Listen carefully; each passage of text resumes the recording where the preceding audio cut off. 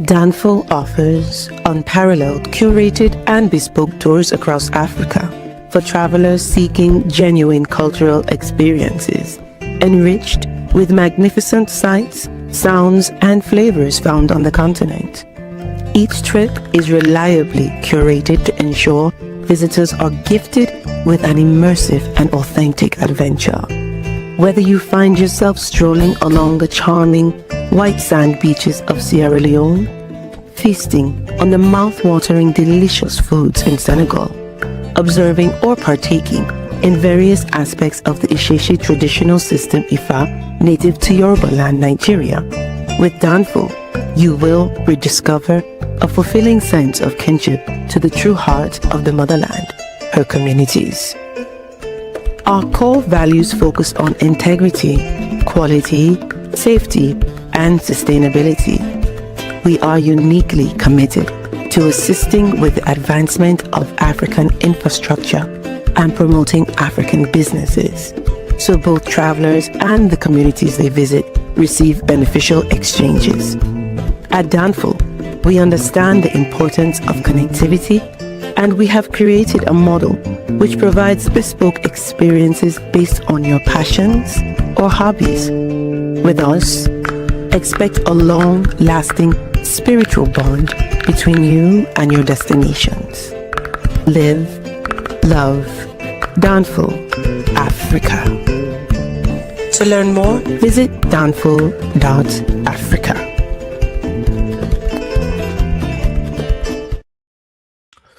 Peace, family. We're alive again. Donnie Samir, Search for Huru. Thank you all. Thank you so much for joining. Hit that like button again. Please hit that like button. Also, make sure you share and make sure you subscribe. We'll greatly appreciate it. Got a couple of announcements. We are rolling to Senegal in a couple weeks. Wow. Well, actually, let's see here. Yeah, 3 weeks. 3 weeks, we're rolling to Senegal for the Jazz Festival. If you're interested in joining us, please visit Danfo. That's DANFO. Africa. Again, please visit Danfo. That's DANFO.Africa to learn more. We would love to host you on one of our excursions. Also, we're going to Kenya end of September as well. So right after Zanzibar, we're going to roll to Kenya. So if you guys are interested, visit Danfo.Africa. Going to Nigeria in August for the Oshun Festival. Where else are we going? Nigeria in August for the Oshun Festival. Then we are going to Zanzibar in September, Nairobi in September, Ivory Coast in Ghana, and Freetown in November, then Benin in January for the Voodoo Festival. So if you're interested in joining, please visit Danfo. That's DANFO.Africa to learn more. How's everyone feeling on this beautiful Saturday here? Here in Atlanta. Again, looking forward to getting back to the continent. We are going to have a great time. They just announced the whatchamacallit, the lineup for the Jazz Festival too, which is going to be great. So I'm looking forward to that, guys. Give me 1 second. I just gotta send this off real quick.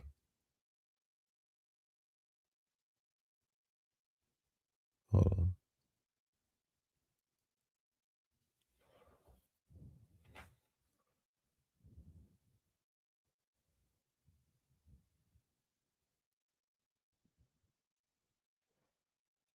Okay, I'm back. Yeah, South Africa, man. There's a lot going on with this xenophobia. But somebody brought up a great point the other day. There has to be a hidden hand behind this. I would think so. I would think so. I would assume that there's some type of hidden hand. And guys, shout out to Taj Mahal. Y'all know I'm a rock the Taj Mahal.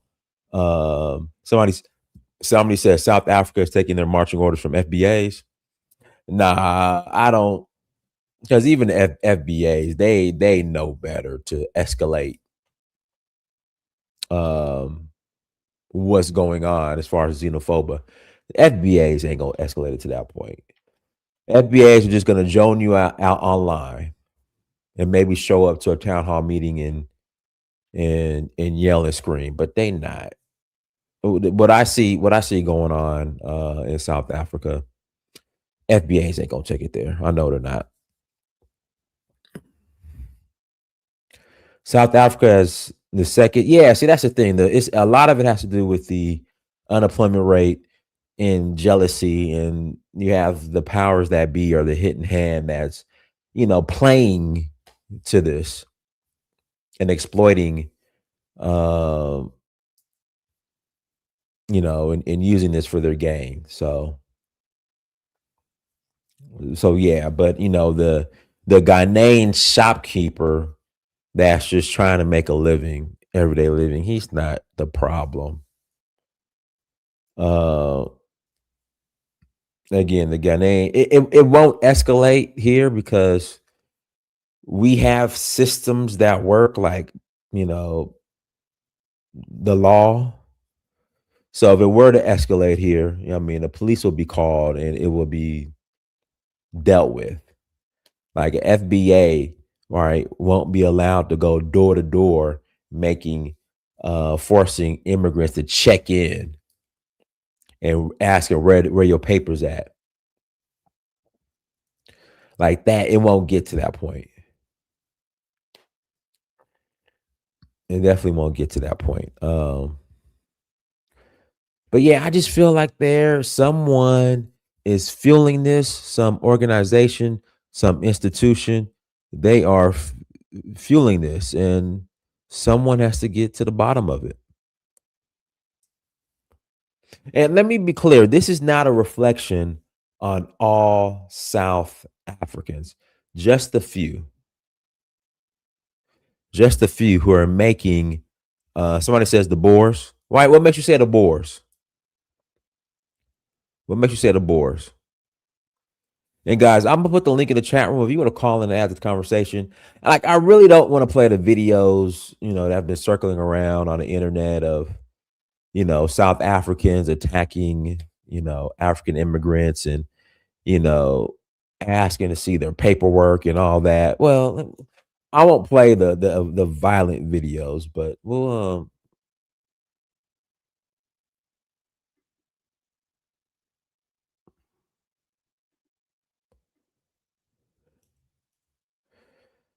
play the video of, there was a girl that was just questioning the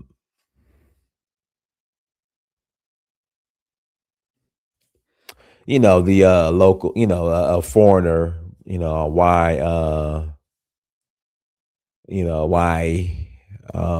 they're coming to South Africa and not fixing their own countries.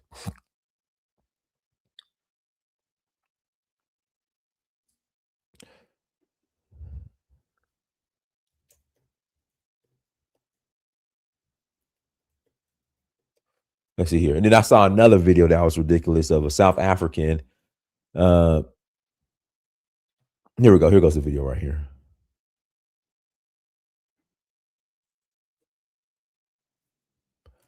Here we go. Let's listen to this video. This is her argument. Guys, make sure you hit that like button.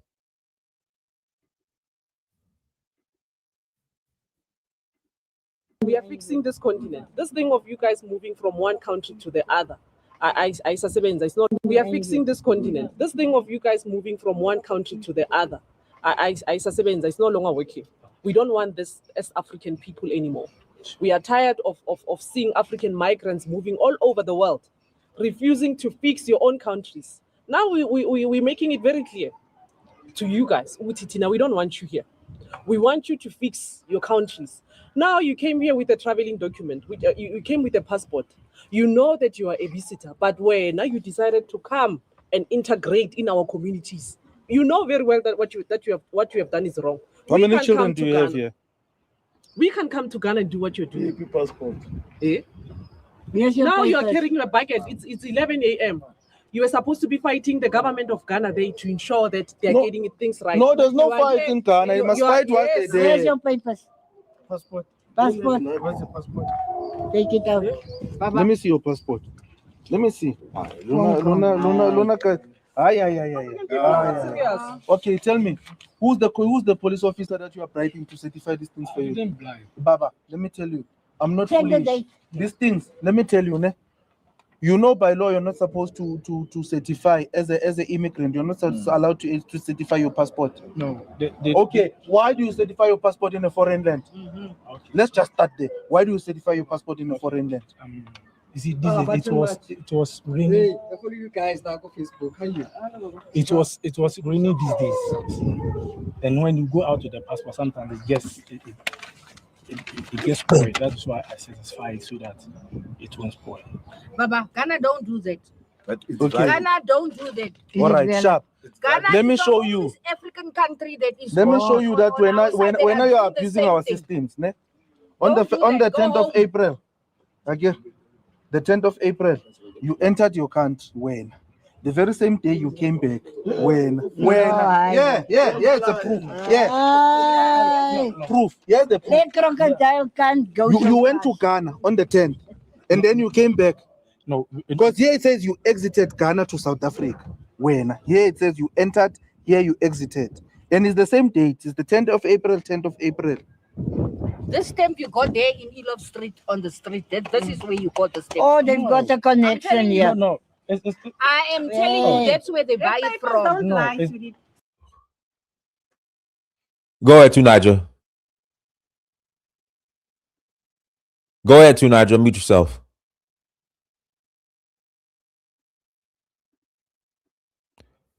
Tunaja, unmute yourself. Guys, links in the chat room. If you want to call in after the conversation, you're more than welcome to call in and add to the conversation. Tunaja, call back when you. Oh, here we go. See, here he goes. Go ahead, Tunaja. You there? Yeah. Can you hear me? Hear you now. Go ahead. Perfect. See, I don't know where to start with this because thank you for having me, by the way, and greetings to everyone out there. Because there is no clear evidence of any of the Europeans, encouraging Black South Africans to behave like this, one will have to rely on the fact that they have to hold themselves accountable, and we have to hold them accountable for what they are doing. Because after all, the Europeans are not in Ghana. Ghanaians are expressing similar sentiments towards fellow Africans and West Africans. So there are some nations out there in Africa that when they are doing well, they tend to become a little bit brainwashed. Especially in the case of South Africans, you can tell that they are a little bit brainwashed when they call themselves a rainbow nation. Because if you look at the proportion of Europeans in that country, we have more non-white people in the UK than the percentage of Europeans in South Africa. And yet, the UK doesn't call themselves a rainbow nation. So it tells you that the South African people themselves, which is Black people as usual, we always have to put ourselves at a disadvantage. Something that Europeans will never do. To do that, to embrace them, we want to be closer to them. And maybe, just maybe, that's why they tend to have this Afrophobic attitude and tend to be more, they tend to react less to some of the heinous, horrible, terrible things their European countrymen do to their own people. I've heard of cases where, they will, attack Black people, and one of them said they thought the Black people were dogs, and the other one butchered Black women, and nothing, you don't see anything from them. But a trader that is married to a South African, you see them harassing those people. And the only evidence I have of Europeans fomenting problems amongst Black people, it was by a white man that came on YouTube and said that they often go into the Black communities and create divisions amongst them. That was before the end of apartheid regime. So I don't know whether it's still carrying on, but I won't be surprised because the elites in that country are Europeans and they are going to control the narrative. They control the media. And even in Nigeria too, the media is by and large controlled by the West. If you look at the people that own them behind the scenes, this is why they condition our people not to be against their way of thinking or put them on a pedestal. And that is what you see in South Africa. They put the non-whites at a pedestal, but fellow Africans, they want to go after them. It's a bit of a shame, and I get a feeling that part of the problem is we Africans. I like what they said. There was something that they were telling that man that I think is quite relevant, but they are saying it from the point of view of a kind of hate and xenophobia, where they are saying, go to your country and fix it. There is something about that that is also true, that we as Africans have to go to our countries and fix it. This is why I said there is the concept of if you want to be Pan-Africanist, you also have to be nationalist. And I thought that was a kind of against Pan-Africanism. But it turns out that that was what Kwame Nkrumah was doing himself, because he understood if you want to be Pan-Africanist, you have to be strong nationally too. And I think maybe Africans should learn that. And Pan-Africanists should also understand that. It shouldn't be about, hey, go away from our country. It's going to be about, go to your country, fix it. This is not where you're going to fix your country. And I can resonate with that. But the fact that they don't do that to Indians, they don't do that to Europeans, that is a big question that South Africans need to answer. And I feel bad for them because their country is still being controlled by Europeans. They barely have any power. And we as Black people, we are champions at putting ourselves at a disadvantage. And South Africans are proving it again, how we put ourselves at a disadvantage anytime we get a chance. We never put ourselves on the front foot and say, you know what, let's not make it about us. Let's go after these Europeans and say, you know what, all the stuff you have, now we want to take control of it. If you want to be in the country, this is how it's going to be. You have to transfer knowledge to the Black South Africans. You have to transfer this in control to Black South Africans. You have to have specific schedule for doing these things. South Africa has been, they've ended apartheid for about 30 years now. And barely you can see Black engineers controlling the nuclear power plants, Black engineers controlling their advanced technology. You can barely see that. Even if they sent 10,000 Black people overseas to go and study up to PhD level every year since the end of apartheid, they would have had enough by now. But somehow they still haven't done it. I don't know whether to blame Europeans for it. On that one, I have to hold, is the Black South Africans you hold accountable, just as I hold Nigerians accountable. We can't keep blaming Europeans for all those sort of things, because these guys have control of their country. They cannot do anything about it. And when I think about African Americans, how I relate this to African Americans, the question you ask yourself is, if African Americans had the power South Africans had, would they behave the same? Maybe they would. I don't know. Because based on the way what we are seeing here, it looks like there's something about our people that put ourselves at a disadvantage. We prioritize attacking each other than going after the greater challenge that we need to deal with, that actually change our lot. If we attack each other, how is that going to get us anywhere? They've been attacking Zimbabweans. How has that helped them? So, but it is what it is. And I just hope that things change. And I think if Nigeria gets better, Ghana gets better, other African, they start seeing other countries get better. And I think maybe Africans are beginning to learn that lesson, actually. Maybe what South Africa is doing, and Ghana is doing, Nigerians are beginning to get it to an extent. If you ask me, there are signs that this needs to change. And you see that the Dangote refinery is expanding. They're even talking about building a refinery. Dangote wants to build a refinery in Tanzania, of all places. His refinery is going to be outputting 1.4 million barrels in the next couple of years, in a world where people are needing petroleum products. South Africa literally imports 70% of their crude oil that they get from outside, from Nigeria. They get petroleum products from Nigeria. So in time, I believe this attitude is going to change, but it's up to African countries individually to do something about it. They can't just keep complaining about South Africa. It's easy to just complain that South Africans are being hateful. It is true. But maybe we should fix our country instead of worrying about going to South Africa all the time. That's all I've got to say. Thank you. No problem. Let me unmute Ed. ASDM, go ahead. Hi guys, can you hear me? Yes. Yeah, so I'm the one who posted about this. First of all, let me introduce myself. Maybe you guys don't know me. My name is Karanja. I'm from Kenya, but currently I'm outside the country, but I'm going back soon. So I joined this discussion because it's interesting, But the question about xenophobia in South Africa is quite black and white for anybody to see. This thing is funded by the Boers.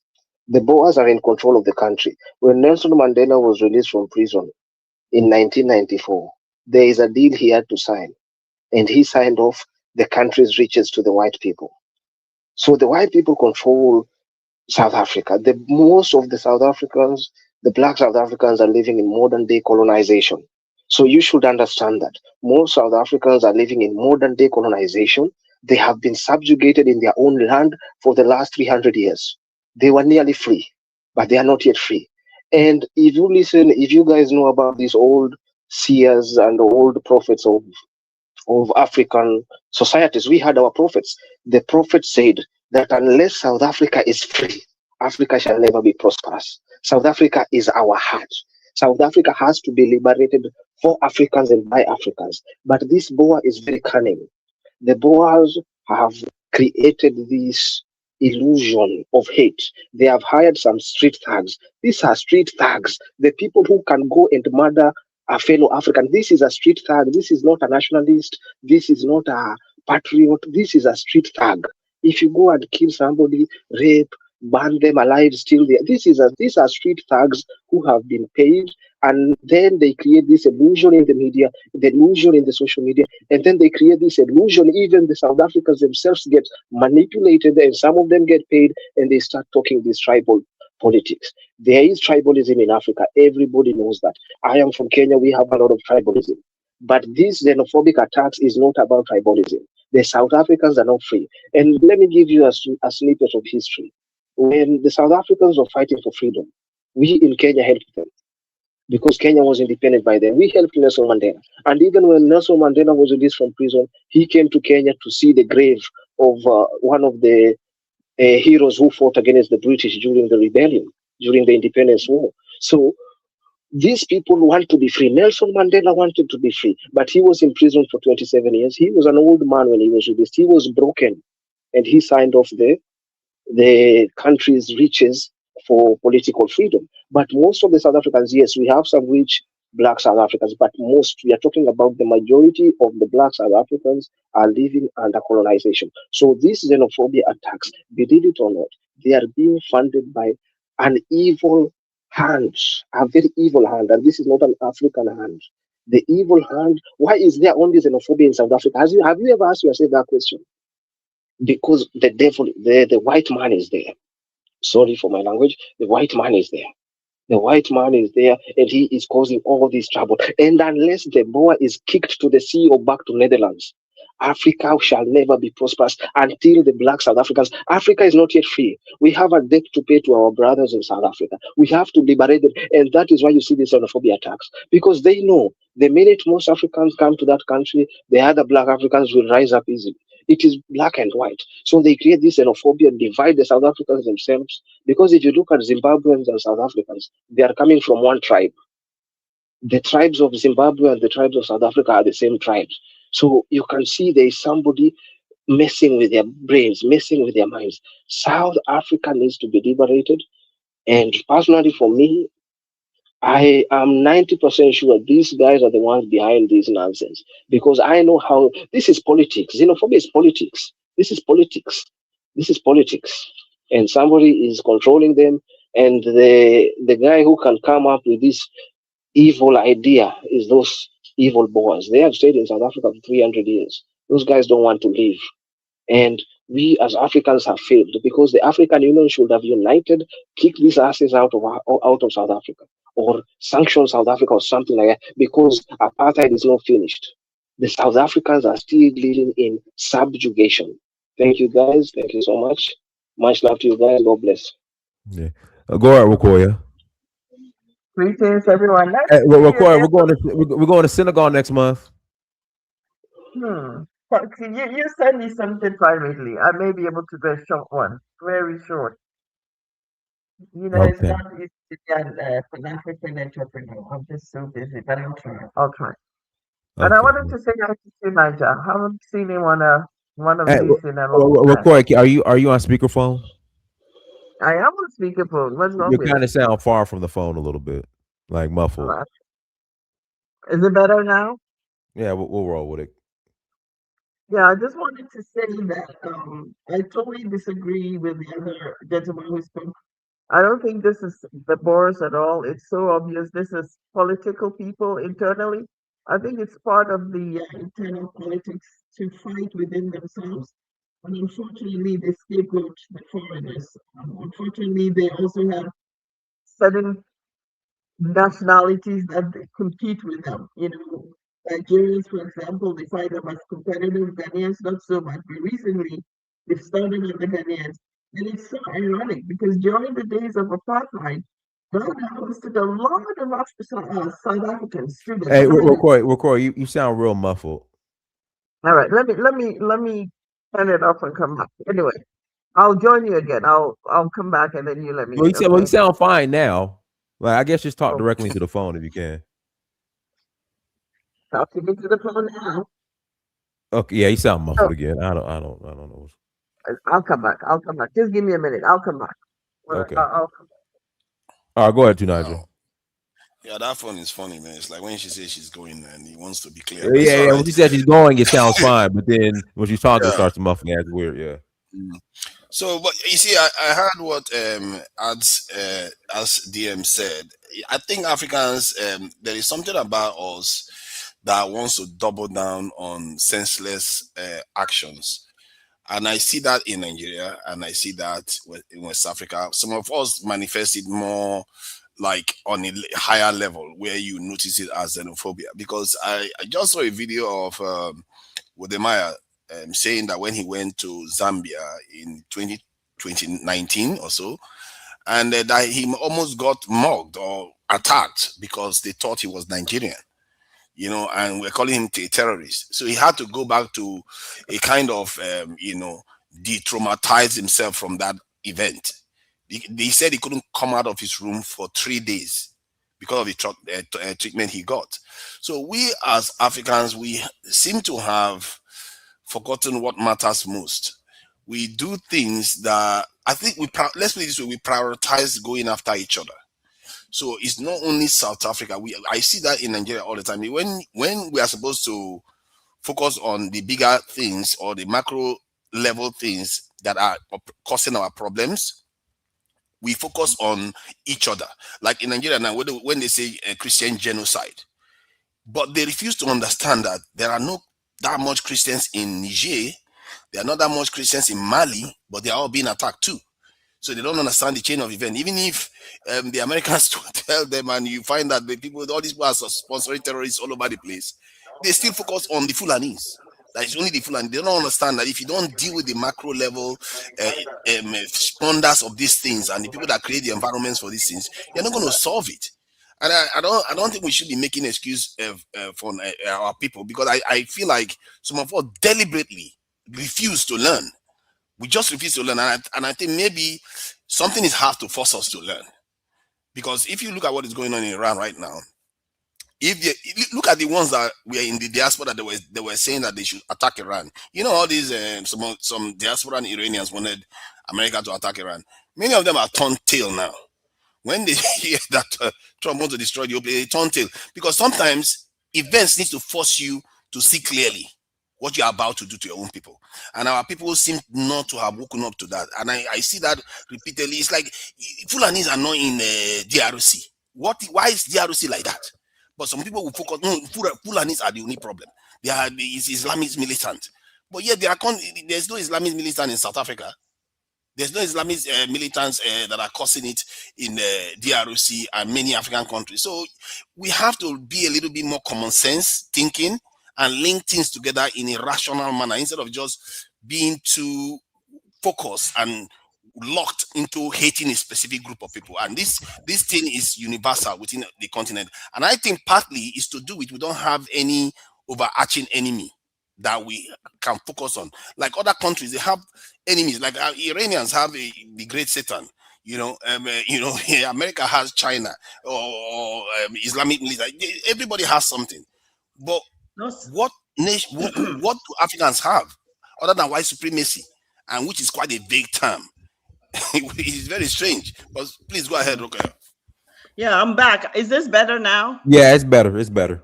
Okay, thank you. I totally wanted to come in and rebuff what Tunaja and the previous gentleman had said, it's so easy for us Africans to want to point to external forces when actually the problems are internal. And I think if we really identify the internal problems, we can resolve these things rather than creating or allowing ourselves to be so fanciful. Look, there's a competition for resources. It's as basic as that. The most powerful kingdoms or most powerful societies of our time are in conflict with the modern world. So you have the Zulus or and I'm being in South Africa now. We can talk about the Fulani part also, where these institutions or these established kingdoms were weakened through modern infrastructure, or let's say modern governance. So they really have very little power only within their own tribal settings, within their own people. And that's their power base. And instead of modern governance, finding a way to harness these things positively, you have politicians who, for whatever reason, would hit on the fire to create confusion within these tribal groupings. Because honestly, when I hear people say simple things about tribalism and just, oh, Africans are tribal, listen, they've been tribal for thousands of years. They fought, they found their ages in the power centers, they've paid tribute. So these are not new things. But when we try to make the things extraordinary, then it's like this big monster out there we can't fight. So I think in South Africa, the problem really is within their internal politics. And when they have these political events coming up, then they try to distract the people by identifying the local competition. And these usually are the immigrants who come, and most immigrants, when you go into a country, you work hard, just like in the US. Immigrants come, they build, it's just the immigrant experience. So they are very easy to identify because one, they don't speak the language, they don't look like you. You go after them because you have to find a scapegoat. So honestly, if South Africans can look internally, I think they will begin to find who the culprits are, who are the ones influencing these things periodically. South Africans were in Ghana for many, many, many generations. In fact, during the Nkrumah time, right up to the late 80s, 90s, when I went to college here in Ghana, we had South Africans. They lived free. They had free accommodation. The Ghana government maintained them to get their degrees. And there was no hate. Where are those people now? They have to speak up, and I know some of them are. That they have had Nigerians pay to the ANC. We've had this African unity thing. And it's the people of now who have forgotten. And their elders need to remind them, these Africans are not your enemies. They actually helped you. But who's speaking that? It's because, again, it is somebody in South Africa's political advantage to be quiet and have these people fight so they can pay attention to other things. And I'll rest my case until the next my next contribution. Thank you. Okay. Go ahead, KO. Unmute yourself. KO, unmute yourself. Yeah, it looks like he's been locked in. See, let me respond quickly to what Rokoya said. I think we are all saying similar stuff. I never, held on to tribal stuff because Europeans are proving themselves to be actually deadlier when it comes to being tribal. They do all kinds of damage to each other. But what you said also reflects my point. When the South Africans were facing the apartheid regime, Africans were focused and united, and they were more conscious of their togetherness. But when that went, you saw, and when the more that went away, the more we turned on each other and we didn't care anymore about anything really. Nigeria was in the process of building ballistic missiles during that period. They started a ballistic missile program, and that is why we even ventured into nuclear power generation. And I saw some of this information just this week. So it tells you that when you have an adversary or a challenger somewhere, people wake up. And I think what South Africa is doing is waking Nigerians up. I can tell you that, or what Ghanaians are doing. They have done some things that I feel Nigerians are beginning to pick up on. And you can see within the Nigerian state itself, the way they are moving, some of the things that they are doing, they are beginning to show signs that they are beginning to move. The people themselves, you can tell. So I feel like if people feel they don't feel like something is challenging them, they don't have much of a need to wake up. And this is why I keep saying maybe there is something needs to happen to jolt our people to understand that we have a shared interest here. We have to pull our weight together and try to make whatever we want to do count for our own benefit. Because so far, everything we've been doing is for non-Africans. We travel overseas, we export everything overseas, we barely trade with each other. If you try to move from one border to the other, you have so much problems. You know, I saw a video recently about a Kenyan that was coming to Nigeria. I was so furious. He was crossing the border into Nigeria. They held him from morning to evening. And you know the one that even hurt me the most? He said he saw Nigerians paying to go inside Nigeria. People have to pay to return back into their own country. This is the Africa we live in. So dysfunctional in some ways that then who do you blame for all this? It's because we are not focused. And this problem is getting worse and worse on so many levels. And I just hope that with the signs that I'm seeing in Nigeria keeps moving forward, because we can't keep going on like while the rest of the world, they are banding together in billions and trading like crazy, because these things have consequences. They are going to be growing and developing faster while we are falling further and further behind. And we're going to invite our own demise if we carry on like that. So I really feel that this is a serious matter, and it's not about pointing fingers. And personally, I'm not even sure I should point that much fingers on South Africans. I'm focusing on Nigeria right now, and I hope Ghanaians focus on Nigeria, Ghana, and Kenyans do their own thing. Because if we all start doing stuff, I feel like Africans, they compete with each other. When Nigeria starts doing better, Ghana will learn from it. If Ghana starts doing better, we're going to start challenging each other. That is what I want to see, and that's what it should be like. And I don't think we really, all this little tit for tit fight that we are fighting right now is minor compared to what other people have done to each other. But other people have some serious blood feud against each other. And so I don't see our problem as big. I just feel like we need to focus on building our own countries. And I think Nigeria is doing some things. I don't know what other countries are doing. So maybe they can share what they have seen that indicates some change. Thank you. All right, let me pass the mic to KO. Go ahead, KO. Unmute yourself. KO, unmute yourself. All right, we do super chats. Landmark 22, thank you for $2 holla. 2 million Europeans illegal immigrants to South Africa.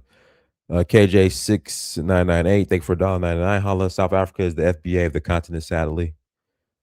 All right, guys, links in the chat room. If you want to call in after the convo, you can. KO, you got to unmute yourself if you want to add to the conversation.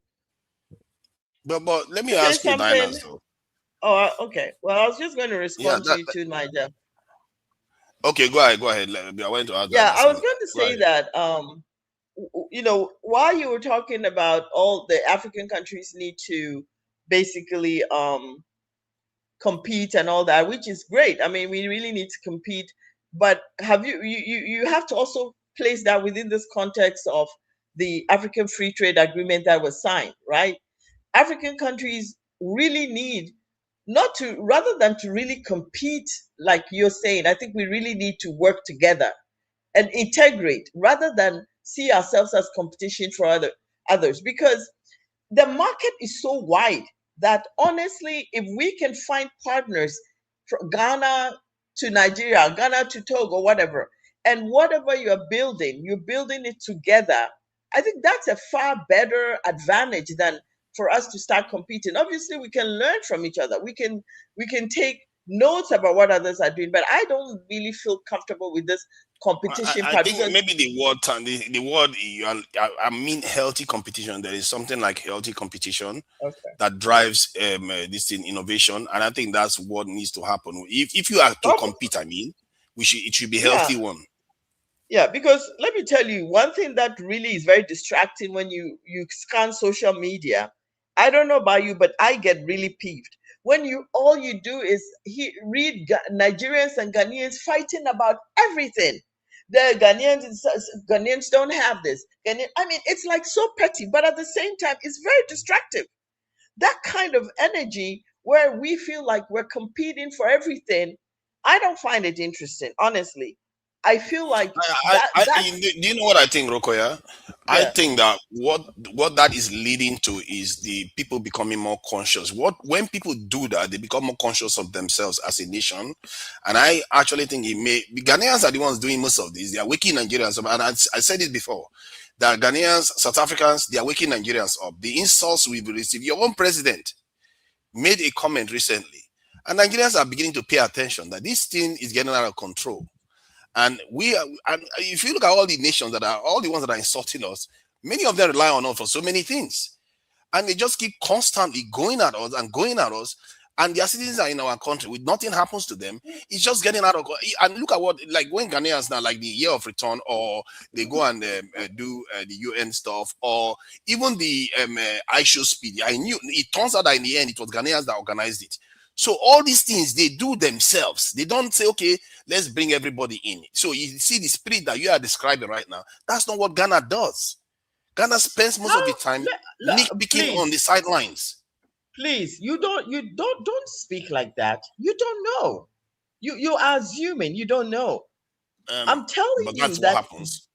That's what it guys, looks like. guys, we are losing the plot. Yeah. That's not the truth actually, because I'm in Ghana right now, and I know these things. There's always a private person who sees the Nigerian market and wants to work with the Nigerians. But the fact that we're not successful might be something that we need to query. But to think that because Ghana does things individually means that it doesn't try to bring African countries in, you got it all wrong. The Pan-African spirit is really alive in Ghana. It may not be showing because we go ahead and do it anyway. But anyway, I'm not speaking like that because it's my country. I'm just saying, let's just move forward. Why is it that Ghana, whenever they act, is for their own financial self-interest? I don't have any issue with them doing it. But when you use Pan-Africanism to enrich yourself and make yourself look good, that it doesn't seem genuine to me. And especially when you're in West Africa, you are the most xenophobic one. This is the issue that I'm trying to call out. I'm not saying that we should not work together. We should. And maybe some of the things that Ghanaians are doing recently, like I said, it may help us as Nigerians to wake up and get our act together, because quite a lot of things are not going the way they are supposed to go. But like I said, if Ghanaians want to be sure that they are Pan-African, be Pan-African. Don't do Pan-African, me, Ghana, only when I am gaining only. Not for any other people, for only Ghana to gain from Pan-Africanism. That is not Pan-Africanism. That is not being your brother's keeper. That is Ghana putting itself first, just like they treat other fellow West Africans. I totally disagree with you, but let's leave it at that, because the conversation is about maybe you and I privately can share information. I don't think that you get it right, because there's been lots of effort, and if you are in your political space within Nigeria, you will know the conversations that I had, even as far as ECOWAS conversations that I had towards these things, and the blocks that push it away. There's a lot that we as common Africans, we come on these social media things and we talk, and we just speculate. We don't know. It's important that we make an effort to know. You'll be surprised. It's not always what is portrayed online. But you're right, though. I agree. Ghana must be more Pan-African and force the Pan-African thing. I'll tell you something anyway, for free. Tomorrow, Erica Bennett, who is the diasporan ambassador here in Ghana, it's her 65th birthday party. And I'm going tomorrow. It's going to be a Pan-African event. African Americans, Caribbeans, people from AU and everything. She was an AU ambassador for a long time, representing the 6th district, of which is the diasporans. Check out her profile online. Very powerful woman. She's been in Ghana all these years. Tomorrow is her 65th birthday. Let's wish her happy birthday. And it's going to be a Pan-African event. If we're done, I'll share some pictures with you. Things are happening, but people just don't know. Anyway, I agree with you that on the bigger scheme of things, let's talk about something else. Let me contribute. It's all right. Let me contribute. You shouldn't be a Ghana Nigeria thing. Let's just no. I was trying to agree with you on something you said. I was trying to agree with you on something you said about go ahead. Okay, go ahead. It's okay. Okay. Who is talking? Is me or is another person? It's you. Go ahead. It's you. Okay. Sorry, guys. So I've been hearing the conversations, and I hear both of you guys have the idea. Everybody wants to work together. But the question is, why isn't West Africa doing what we are doing in East Africa? Because if you check what we are doing in Kenya, Tanzania, Uganda, Rwanda, Burundi has joined us, South Sudan is joining us, Somalia is joining us. So the East Africa community, all of you guys, I know you know what's going on there. We have the free movement of people, one passport.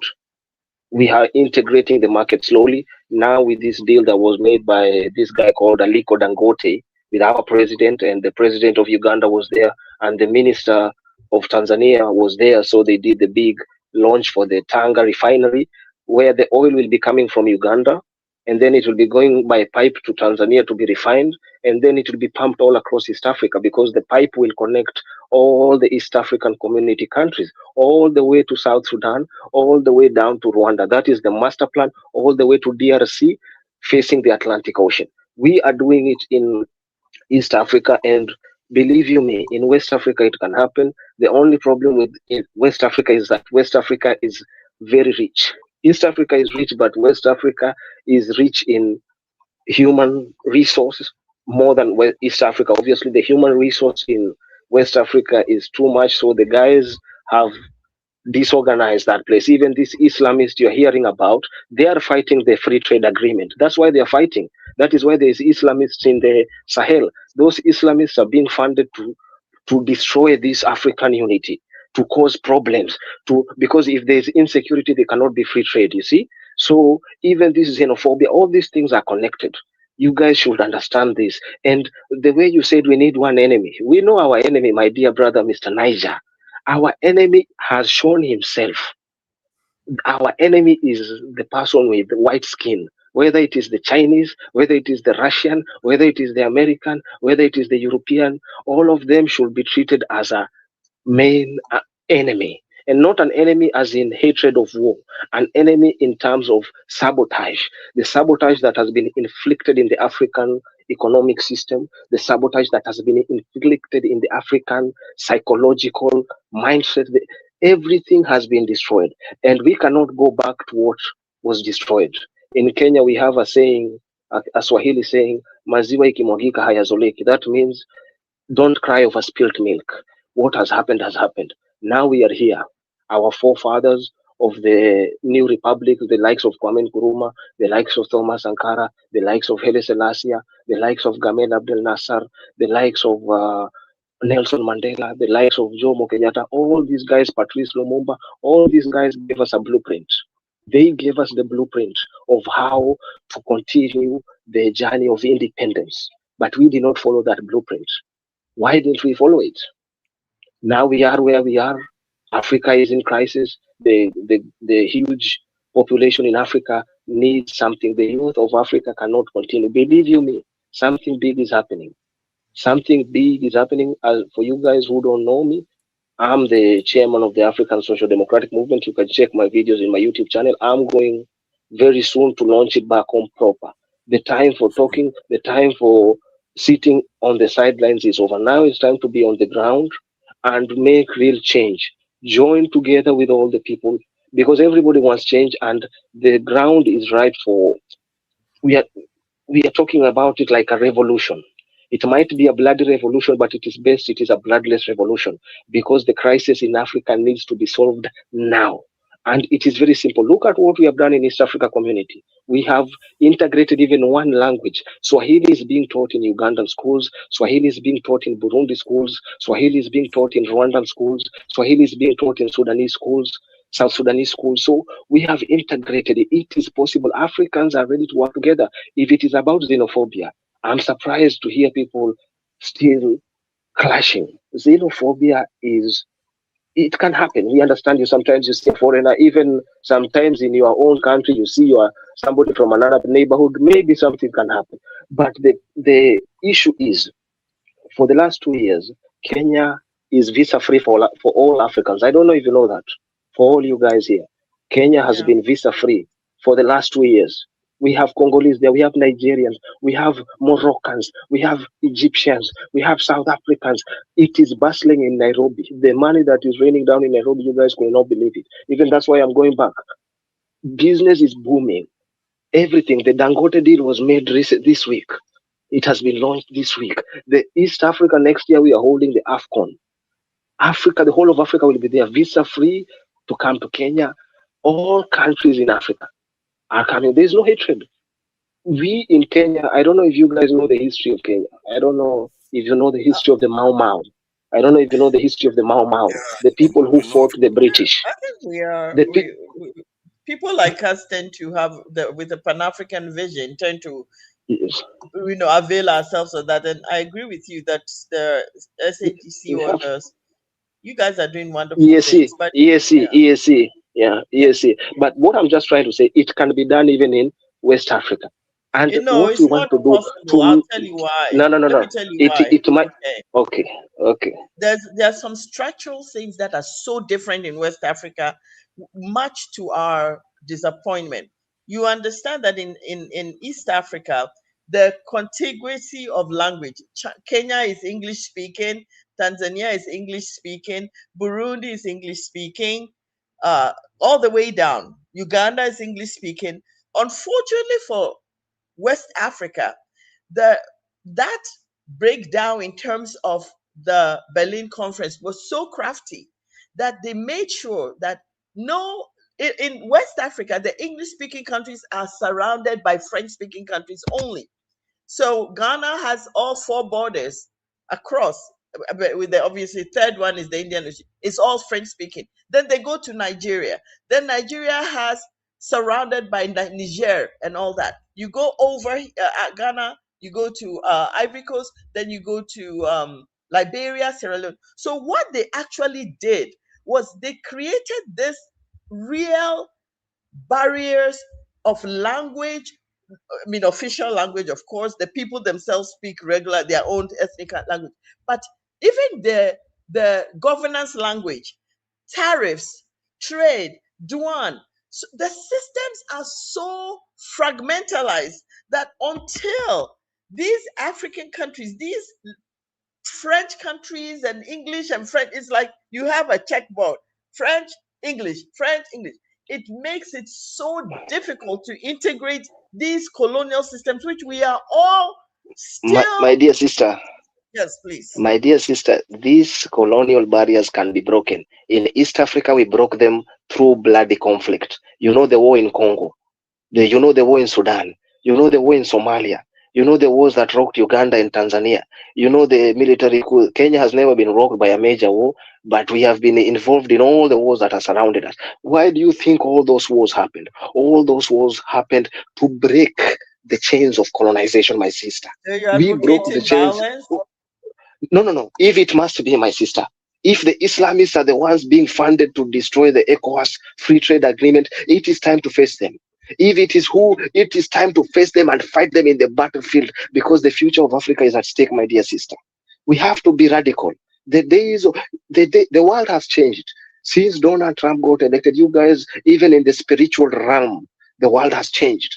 So the days of sitting on the sidelines and just observing and saying, no, we have, in East Africa, we did it. If you look at all the East African countries who are in the East African community, even in Burundi, there was a huge civil war.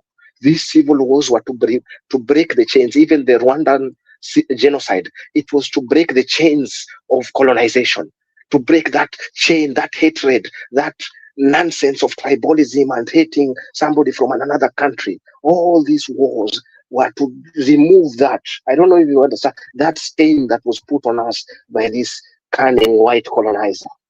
You have to do it. And I'm not saying violence is the answer, but it might come a time, my sister, liberating Africa will not be a peaceful matter. Don't think it would be an easy matter. We cannot liberate Africa just by talking.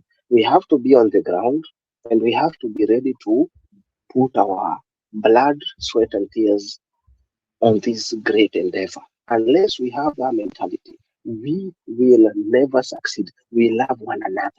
It doesn't matter. Nigeria and Ghana, these are foreign ideologies, these are foreign borders, these are political entities created by the white man. These are the English you are talking about, the French. These are languages brought by. In East Africa, we have Swahili.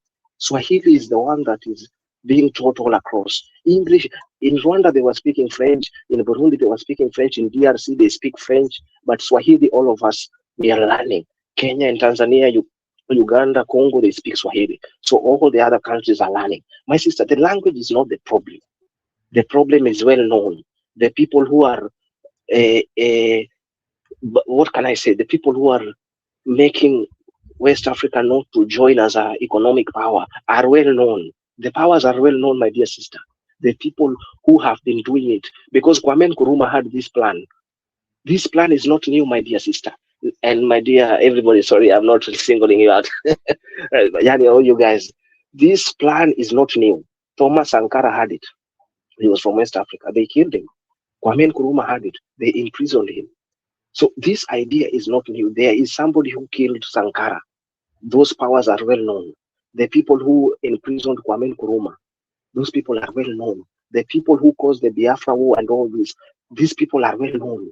You know, the enemy is well known, my dear sister.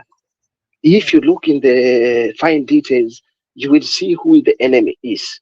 And the enemy who is the enemy of Nigeria, who is the enemy of Kenya, is one enemy who has been, it's like the devil. You know, it's like the devil. He has been destroying Africa slowly, slowly, slowly. But we are this close. Fate is on our side, my dear brothers, my dear sister.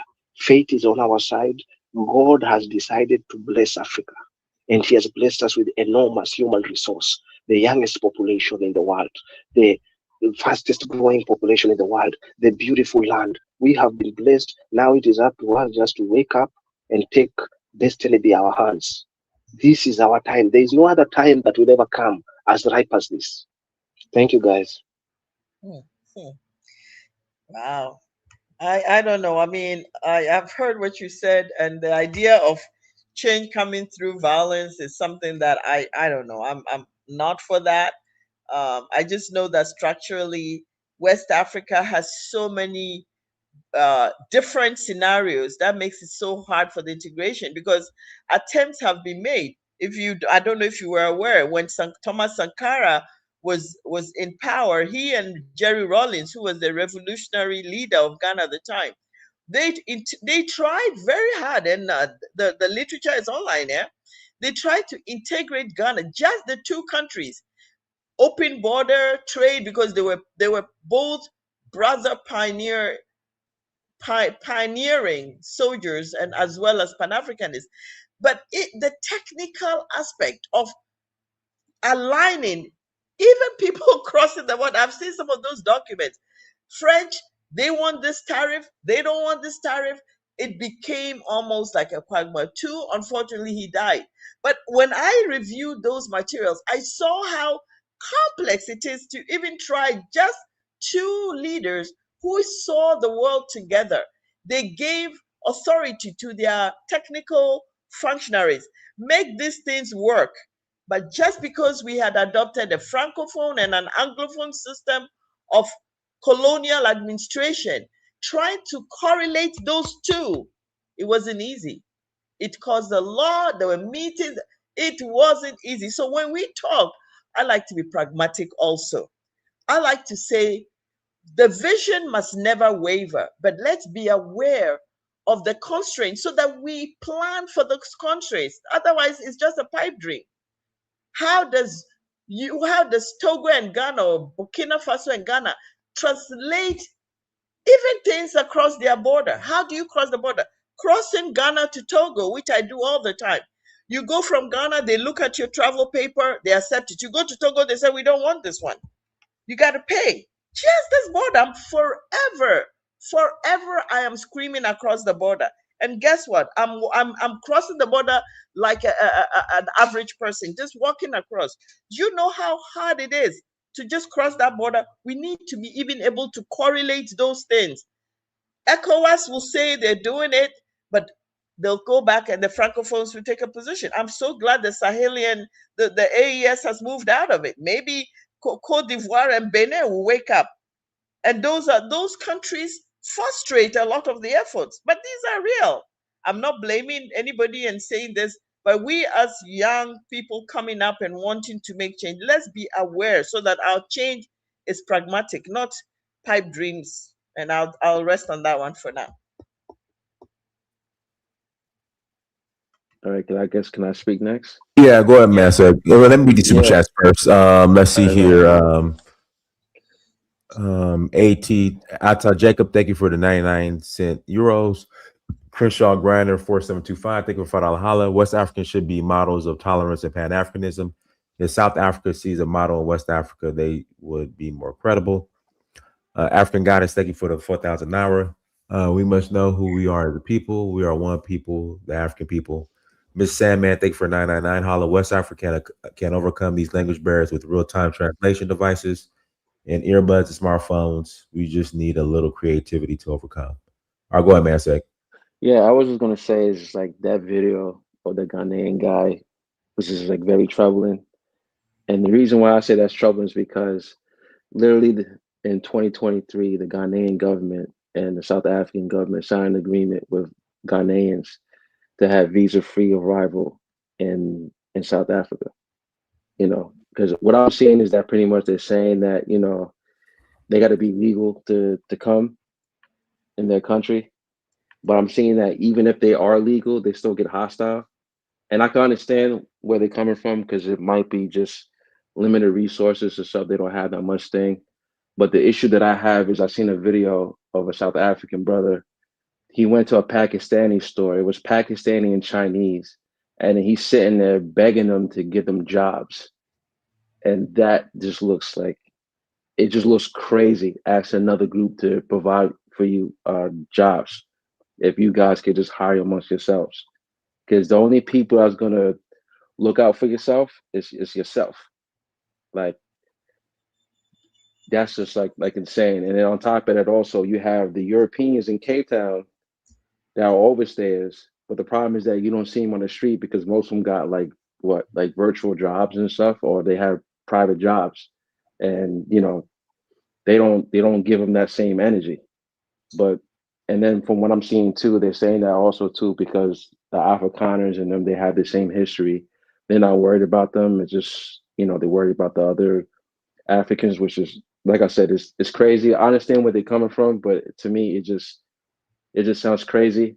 Because if anything, for right now, they got to hold their government responsible for what they're doing, you know, and they got to just create jobs and just help themselves, like what the AS is doing. Because when the AS try to get a highway done, they charge them a lot of money, and they're like, you know what, bump that. We're just going to do it ourselves. So I'm saying that the South African family, man, I hope you guys get the situation fixed because it just looks kind of crazy. Because like you got other businesses outside of Africa and also in other African countries, and I would hate to see a situation which people will start burning South African ministers and stuff because of what's happening in South Africa. I mean, I definitely don't want to see that, but I mean, I hope it works out for the best. But I mean, that's just my 2 cents about it. All Oh, right, and SMH, go ahead. All right, can you guys hear me? You need to speak up, son. Talking to the phone. Yeah, I'm on speaker right now. That's probably why. Can you guys hear me better now? Go ahead. Yeah. So this is the thing. I don't think the what's going on in South Africa is that much different from what's going on in the States. To be honest, with the whole FBA thing, it's literally the exact same playbook, and it's just amazing. And you have to give credit to the Europeans, right? Because you have black people fighting. Hey, SMA, you're breaking up now. You're breaking up. You're breaking up. I'll call back. Hold on. Okay, all right. All right, guys, hit the like button again. Please hit that like button. Also, thank you for the super chats. I'll put the link in the chat room if you want to call in after the conversation. You're more than welcome to call in and add to the convo. The link is in the chat room.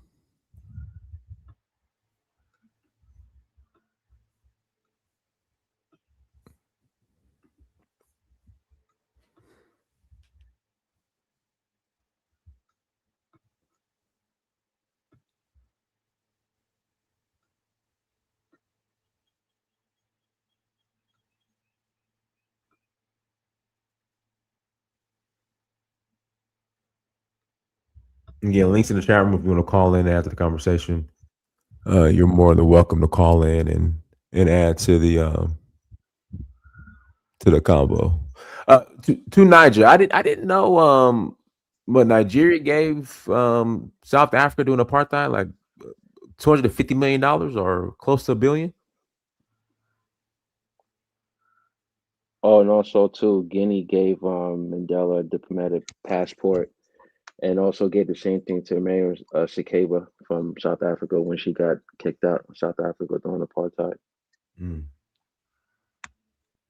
But because I was reading comments on Facebook too, like some of this young generation, they were just saying that how nobody wasn't there to help them. I'm just like, man, that's a lie. A lot of African countries was there back in the day helping. But Yeah, guys, we helped them. Even Kenya, we helped them. Even the people who were fighting on their side, they were training in Kenya and Tanzania. right, The you see? ANC, they were training in Kenya and Tanzania. We were giving them aid. We showed them the tactics. We showed them everything. Right. This guy, South Africa. Let me tell you one thing. South Africa is the responsibility of every African. That's what I told you guys. If South Africa is not free, no African country will ever be prosperous because our brothers are still under slavery. Our brothers are still under the boots of the colonizers in the year 2026. And that is why you see this xenophobia.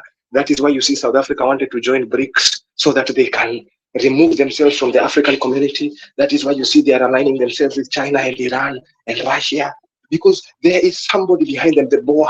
The Boer has always been anti-American. Everybody knows that because the Americans put sanctions on the apartheid regime. All of this is connected. So the issue is South Africa needs to be liberated. And whether they talk about xenophobia or not, we will come for it and it will be returned to its rightful owners. Whether the South Africans themselves, led by Julius Malema, will do it, okay. But either way, Elon Musk is not an African. This is a white man from Netherlands. Then they will never be Africans. These are foreign invaders who came to Africa and they refused to go back home. The other white people went back home. Why have they never went back home? And that is why you see South Africa is very important to every African's mind because we helped them. We fought with them. We supported them. We gave them money. We boycotted Olympics. We refused to go to football World Cups so that we stand up against apartheid. So South Africa is our defense. Thank you, guys.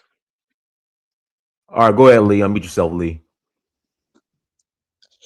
All right. I'm actually South African. Can you guys hear me? Loud and clear. Yes, I'm actually South African, and I want to speak on what the guy just said. At first, that was not my focus. My focus was just trying to get your perspectives on how you guys view South Africa and so forth. But the guy is saying that South Africa needs to be liberated. My brother, we didn't ask you for that. That's our concern. We know our problems, and you can't dictate to us or from wherever you are because you might know our struggles, but you might not understand them. So don't think you understand our problems. We know and understand. We live them every day. In fact, our parents who lived during apartheid and our grandparents are still alive. So we know everything about apartheid. I was only born 6 years after apartheid, and you can't force me to be angry at white people. Okay, I even though I'm known as a born free, I was born after 6 years after apartheid. You can't tell me now to be angry at white people. It doesn't make sense. When my perspective, what I see here on the ground is that today white people don't sell drugs, they don't traffic children, they don't do all these things, they don't hijack buildings. If you look at the city that I was born, you can search this on your own. Germiston. I was born in a city in Johannesburg, east of Johannesburg, which is Germiston. We used to bath and prepare ourselves the day before going to the city, to that town. It's not a city, it's a town, Germiston. But today it's so, since there was an influx of African foreign immigrants, and you look at the state of that city today, it doesn't look like, it looks like a slum today. And you guys are saying, no, we must be angry at white people who contribute positively to the economy compared to you guys. If you guys brought value to us, do you think we would say we don't want to live with you anymore? We wouldn't. We are not stupid. We are not savages. We are human too. You guys come to South Africa empty-handed and you compete with the poor and you expect us to welcome you. We only had freedom for 30 years. We didn't even get a chance to be able to stand on our 2 feet and find out how we want to present ourselves to the rest of the world. But you guys came and you infiltrated every space that was supposed to be for black people, black South Africans. You guys were independent since 1960. You had a chance to do whatever you want in your country and identify what you want. What are your principles in your country? We never had the chance. We came out immediately when you came out of apartheid. All of you started coming to South Africa. You never gave us the chance. So that's another reason why South Africans don't want you. And adding to it is the economics, of course. And you can't tell us to just take the land. Who's going to farm that land? We need to be skilled first. We need to learn. We can't just take things from emotions. We need to think logically because Zimbabwe has land, Nigeria has land, but look at the state of the countries. Look at their states. Why aren't they using the land? Why are they coming to live where black people don't have land? It doesn't make sense. You guys have land, but you're not farming. Maybe if you had land and you farmed your land, South Africans are going to go there and learn, then come back and farm and take the land from the whites. But you are not doing it too. So you see, this is kind of hypocritical because you're fighting us now for also wanting our own things, trying to fix because we see hope in South Africa. That's why we are fighting. That's another thing. We have something to fight for. We have a hope in South Africa. We can see that the potential that South Africa has. And we're going to fight, obviously, for it. And our parents fought. They died for this thing, for us to be here today. And we also can see the potential. And you guys coming here are not making things any better because you come here, you call us lazy. And if we look at what you guys do, you guys come, if I own a business and I see illegal immigrants, they don't have documents, they don't know their rights in South Africa, I would obviously hire them as cheap labor so I can make a profit and not hire the native South Africans because they know their rights and they will always demand a proper or a fair remuneration. So that's what you guys do. You guys must be fair to us. We also want to have our own identity as South Africans. We can't carry the burden of the whole continent. It's impossible. We can't even take care of our own people. We don't have adequate resources to take care of our own people. So it's not fair, guys. We don't really hate Africans. We just want our own things. That's why we say, please, guys, leave us alone for a while so we can stand on our 2 feet. Then we can welcome you back. That's all we want. Not that we hate you guys. Thank you. But you are aware, right? If you guys don't hire amongst yourselves, even if all the Africans can come today, you're still gonna have the same problem. You still got Can to I still ask? be I fighting have each a other. question for the gentleman. Can Yes, you please. mind, Ask Mr. questions. South I don't mind African? questions. Thank you for your perspective. Sounds very much like the talking points of any group, even in America. Same thing. Everybody says the immigrants do this, take the jobs, fight the people, bring the slums. Your talking points I could close my eyes and I would be hearing MAGA people saying this in the US. So I want to ask you one or two questions. All right. As South Africans, okay, there are immigrants in your country. There are several kinds. There are Indians, there are people from China, they're all that. Okay. I bet some of them are illegal as well.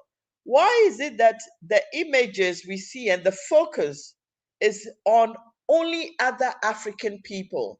Can you explain why it is easier for you guys to attack Africans when there are other illegal people, I gather, but there's no effort on that? Isn't that a more subliminal depiction of self-hate? You hate what's going on in your country so bad that you project it onto the Okay, easiest I and the got most you. vulnerable. Yeah, that's just my question. Okay, I got you. The reason why you guys see Africans, they're not being attacked. No one was killed. If I can say, pull up the evidence of anyone who was attacked and killed, I don't think you'll be able to provide me with any. We have never killed, South Africans have never killed anyone because of xenophobia. That has never happened. Maybe it has happened before in the past, but recently it has never happened. There will be heavy consequences for that Did within you hear South about the Africa. Nigerian driver that got killed by the South African in the taxi, Bro, the South boat Africa is driver? huge. If someone died in Eastern Cape, I'm in Joburg, I wouldn't know. Even then, in No, the but next town, the people die all the time. I wouldn't know what happened there. It's a huge place. It's not a small village. There's a lot going on every day in South Africa. It functions like a normal country, like any other country. So going back to the question, another reason why you guys see Africans like being the ones interrogated and stuff is because that's what you are looking for. Chinese, in fact, are always arrested and are always confronted for operating businesses illegally. Same as Pakistanis and some Somalis, and I think also Bangladeshis. You can search for it. It always happens. There was also a time where Pakistanis and Bangladeshis were feeding our children poisoned and expired goods, and it resulted in the deaths of many children. They are also confronted. It's not only Africans. The problem why the focus is more on Africa, because they are the majority of people who are causing these problems. That's another reason. Pakistan is far away. We can't expect, obviously, a lot of Pakistanis or more attention. We have Africans like from Zimbabwe. They are closer. They just have to jump the border into South Africa. So the focus, obviously, will be on them because due to the amount of people who are coming from that country. But the focus is not only on Africans. You can find out yourself. You can do the research. Don't hear it from me only. Chinese also in South Africa are also confronted, same as Pakistanis and Bangladeshis, and also Somalis are Africans, but also them. It's not only black Africans. That's a lie. And It's they're not true. also I mean, assaulted. I've seen. As well? So can I ask you another question too? So let me ask you a question. I've seen a video of a South African man. He went to the Pakistani store with Chinese workers. He said, "Can you please hire us South Africans instead of hiring other immigrants for cheap labor?" First So of now my all, how question, do you know it was a South hold on. African? Because he was How do speaking, you know? he was speaking. I can show you the video. He was speaking. He said, "I'm South African." He said that, "Why don't you guys hire other South Africans in the store?" So now my question is to you is, right, why you guys Okay. can't call the other South Africans in the diaspora to come to invest back in South Africa to hire you guys to give you guys jobs? No, we don't need that. We don't need that. That's not the problem. So what's the All problem? right. The problem now that we have is the illegal immigration. We don't mind immigration in South Africa as long as it's legal and they also bring value. You can't come to South Africa empty-handed and expect handouts and start being entitled that, no, we also want free healthcare, we also want free education. We can't even provide for our own. So how are you expecting us to provide for you? At least bring something too. That's all we want. All right. So the situation with the Ghanaian guy, if you guys Okay, signed yeah, I heard that one. That one I know. I can speak right. about that. So all right. So the guy who came on visa on arrival with you guys had the agreement back in 2023, which Ghanaians are allowed to come to South Africa. He Yes, I presented his know about that. documents and he was legal. He was documented. If he was Yes. documented, he came in illegal entry. Why was he so harassed and bothered and was told him to go back to his country if he came illegal? Okay, I didn't get the last part of your question. Can you repeat? I said that if the concern is about illegal immigration, if he Okay. came there through the legal channels the right Yeah. way, why is he being told to go back to his country if he came the legal way? Well, according to that video, I don't know. I can't speak on what I don't know, but I can only speak on what I saw on that video. What I saw on that video was that guy, his passport somehow was not valid. That's what I heard, but I don't know. I can't say it was not valid because I don't know the real facts behind that. But I don't think I think if you listen to what that lady was saying, she was trying to say that you guys must stop coming to South Africa illegally and stop running away from your problems. She was very polite. No one was attacked. I don't know what's the outrage about that video because she was very polite. And she said, you guys must stop running away from your countries because if you run away, who are you expecting to fix or confront the government in your countries?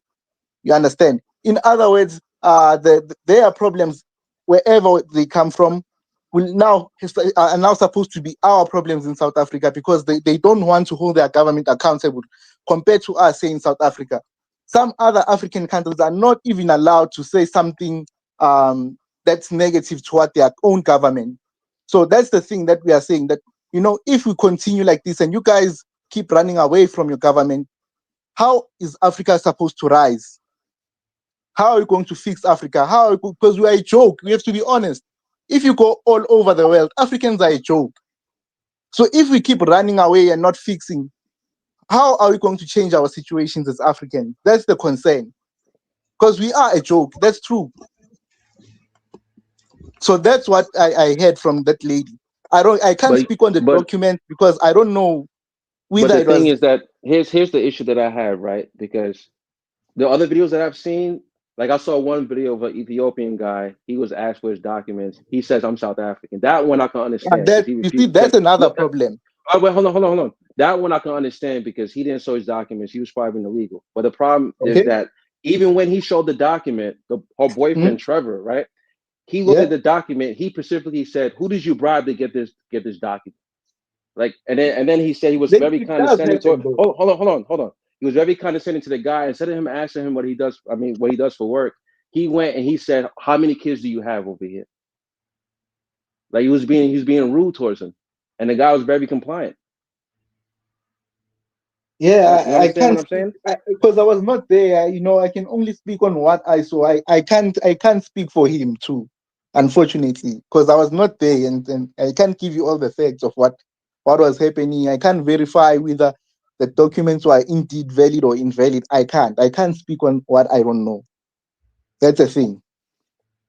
Okay. But So if what I can say is if the passport was valid, but another thing is in South Africa you can't. It's likely that it was invalid because you can't come here. You can only come as a visitor. You can't. There's no visa for. Okay, since it's visa free, you can't come to South Africa and leave without you being able to present like how much you have and where you're going to work, where you're going to live, stuff like that.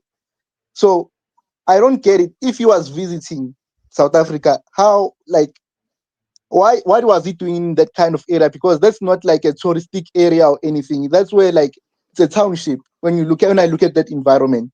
So it doesn't make sense. Like, if you work, you must provide like evidence of where you're going to work and all those kind of things. That must go with your document. So it's likely that it was not a valid passport. but you can't say that because you don't know if that guy's a businessman because you got a lot of I don't businesses think that come so. to. I don't think so. In South Africa, you can't own a business unless you No, invest I did not an say. amount of Listen. more I than didn't five say. I million didn't. rand. I didn't say. And But if you own more than 5 million rand, trust me, you will not live in a township. But what I'm You saying will to you is not live that. in a township if you have more than 5 million rand, But you. especially if But you are you. not South African. But You you might. are aware. But you are aware you have American companies, you have European companies, you got other Yes, companies, I'm aware of that. And even African companies are welcome in South Africa. Me, I'm not against that. Even African companies, if you have a proper company, you are welcome in South Africa. We are not against that. That's why I say we rather have people who bring value than people who come here empty-handed, because South Africa has problems of its own, especially with unemployment. If you come here illegally, obviously, what are you going to do? How are you going to make ends meet? You No, might that end I up doing understand. crime and stuff and the wrong things that you're not supposed to do just to survive. So it's much better to come here legally. Regardless of whether you're African, Asian, European. And another thing why there's no much focus on Europeans don't come here empty-handed, and they don't compete for scarce resources that are supposed to cater for black people, black South Africans. But how can you say that they don't compete if they control most of the real estate down there in South Africa? What do you mean? Because you see this thing, I don't think you guys understand the land Okay, issue. so who owns? There's a lot of land in Well, South Africa. you got man I don't say. You think got you man understand what say. Hold land on, well, means. guys, 1 second, man say. You gotta let him answer the question. All right, go ahead. I didn't get to finish the question, but go ahead. Okay, I don't think you guys understand the land issue. When we are talking about land, we are not talking about residential land. We are talking about land which can be used, which is used for operating a business. Let's say maybe there's a company and it has land there. Maybe let's say in America. What can I say? What company I know from America? Or maybe let's say Ford, a car called Ford. It has land. It bought the land and it's operating its business there. That's the land they're talking about, not like residential land. I can go anywhere in South Africa and buy land. I'm not restricted. That's what they're not talking about, that kind of land. They're talking about commercial land, not land of residential that we don't own land. I don't think you guys understand the land issue. But that's not what I meant. But I'm asking you, out of all the groups in South Africa, who controls most of the land in South Africa? Commercial land is white people. They own, and I can tell you the reason why for them. Why it's like that. I thought it was obvious. I don't think a lot of people understand this. I don't know why they don't understand. Remember, South Africa 30 years ago, it was under apartheid. And apartheid, during apartheid, black people were not allowed to own land for commercial purposes, and they were not allowed to endeavor into certain professions. You know, they were limited in terms of what they can do in terms of careers and, you know, those kind of stuff. So it's only been 30 years. You can't expect us to suddenly own 70%. It's going to take time.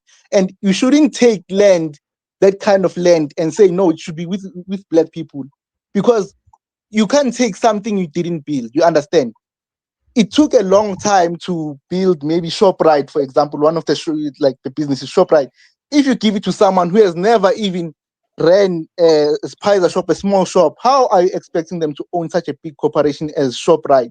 So it's going to take time, and black people need to be educated and learn how to, which is the government is still failing to do. It's supposed to have done it a long time ago. They still have to learn this kind of things and skills, you know, in terms of business and, you know, yeah. But we can't just take land. You never owned a shop, a big corporation. How do you expect to operate it? So that's the thing. That's the dilemma. That's why South Africans are not acting are not so harsh on that, because they know that if we take these things, we can't even run them. What's going to happen? How are we going to eat then? Doesn't make sense. So it's much better if we learn and compete. So my other question was like, because you said that last question. Okay, no problem. Because you said that you're against illegal immigration, which I can agree on that, right? But you said that the reason why you don't really go after the people of European descent is because they don't commit the crime. But even though they came there legally, some of them do overstay their visas, and most of them stay in Cape Town. So that's why people would say. With regards to that, bro, like one thing you must understand. White people, they might get away with some of these things because, as I told you before, they don't compete with black people for scarce resources. 1. 2, they don't usually come empty-handed. That means they don't live among black communities, or they don't find themselves among black people. You know, compared to African immigrants who usually come here empty-handed, and they find themselves in black communities, black schools, black hospitals, and so forth. So the attention is obviously immediate with African immigrants. And when you check the numbers, there are much lesser European immigrants compared to African immigrants. So it's very hard for us to pinpoint, that white person is illegal, because they don't live among us. Okay. You get it? Can I ask another question? I have to say this. I gotta pass the mic. We got a new. Sorry about that. Go ahead, Gustavo. Hey, what up, Diners, man? Shout out to the panel. Great conversation today, man.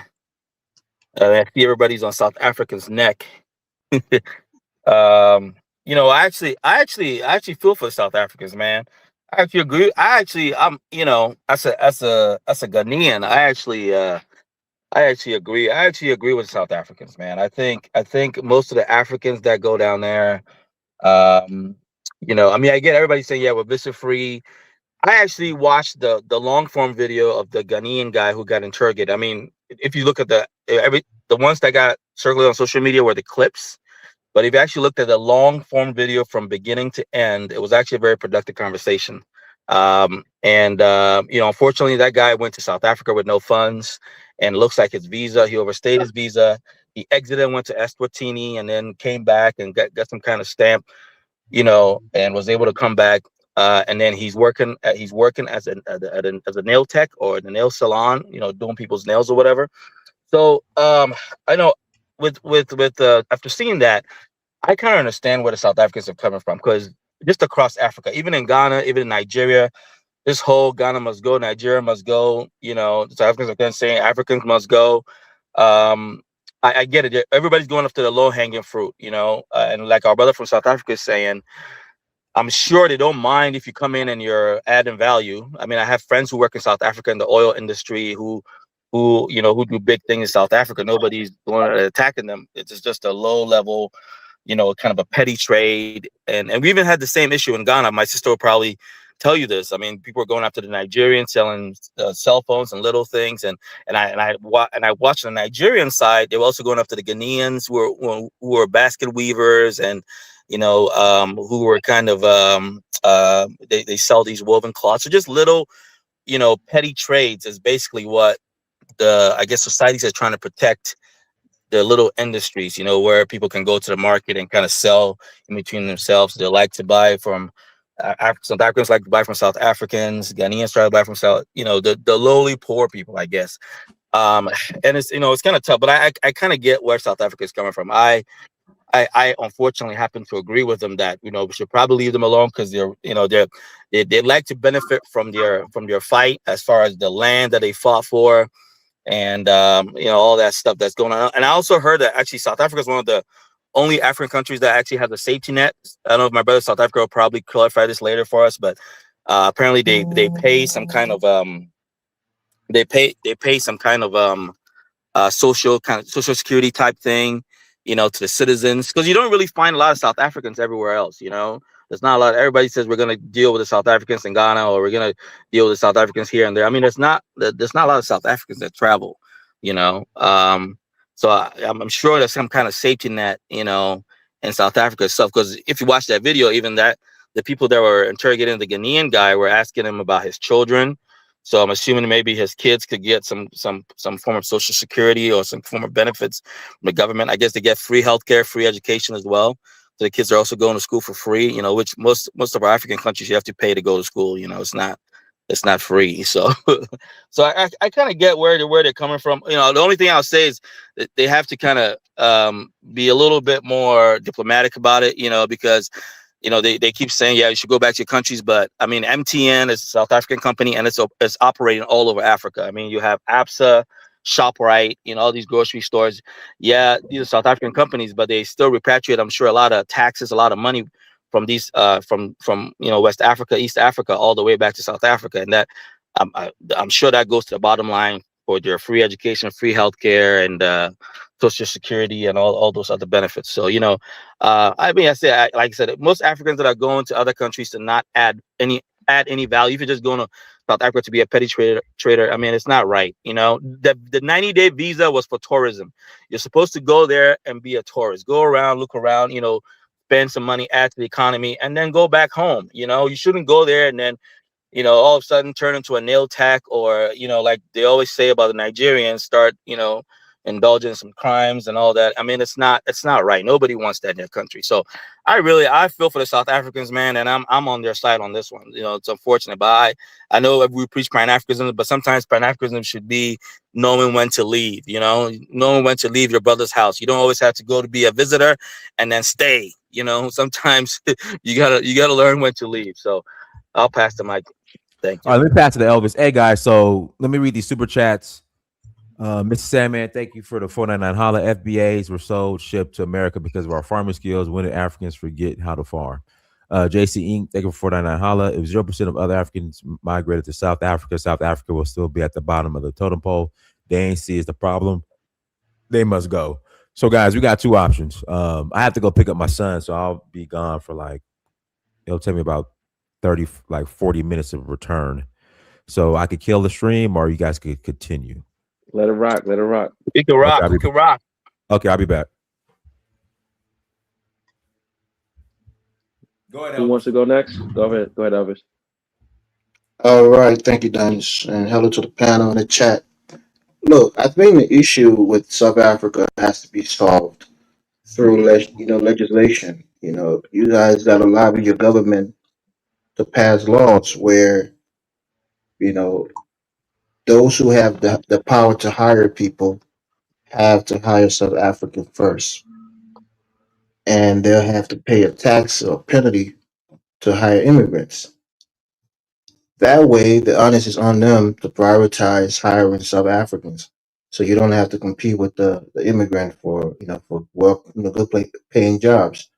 And then secondly, pass a law where if you're not a citizen of South Africa, you can have access to the health, the safety net programs like the healthcare and some other programs that you guys have. That's going to dissuade certain immigrants from going there, knowing that they're not going to tap into your safety net programs. But instead of lobbying your government to have the laws change and maybe bring more protection for native South Africans, you're attacking the immigrants. That's the wrong way to go about it. Lobby your government. You're the majority. The one thing I don't understand is that who has the hiring power? Where's the job concentrated? The job's concentrated. Is it in the hands of white, settlers? Is it in the hands of foreign, immigrants into the country who have stores and businesses? Why are you competing with other Africans? Are you not capable of hiring your own people and sustaining yourself with your fellow South Africans?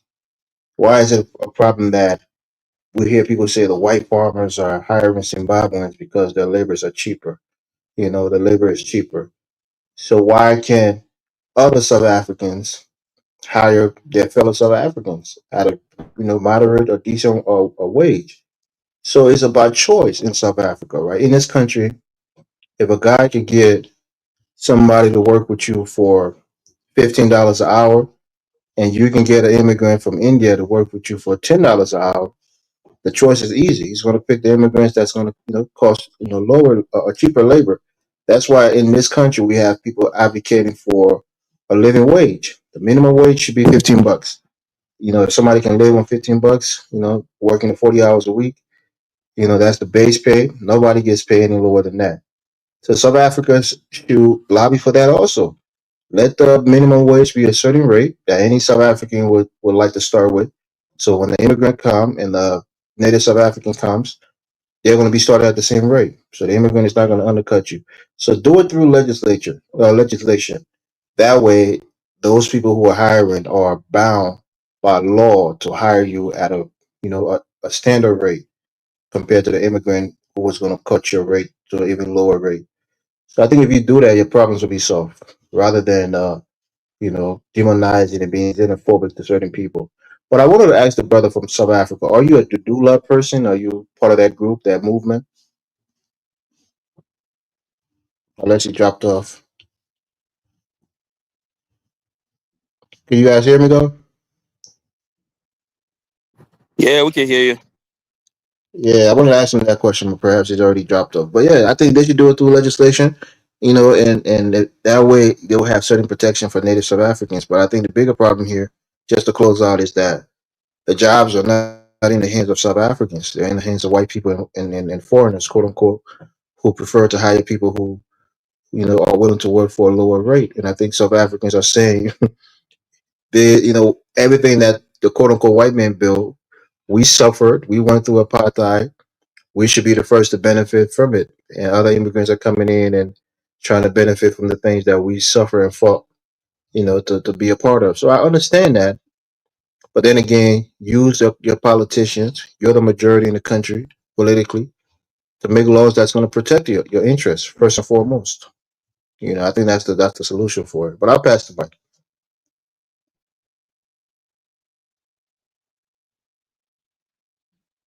Anyone want to go next? Yeah, I wish the brother from South Africa was still here to add a little bit more color to everything you said. Because I think you're right. Yeah, I mean, I hear him talking about ANC and EFF and all this, so I'm not really privy to the inner workings of how their parliament works, you know. And I think Ramaphosa has been president for a while, so I don't know how when his term has to end or how long it goes for or you know what's going on there. So I wish he was still here to kind of give us some insight into that.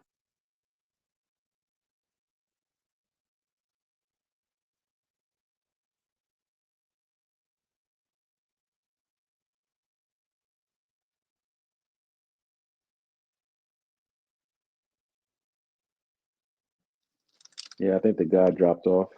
That was supposed to speak. Anyone else want to add something?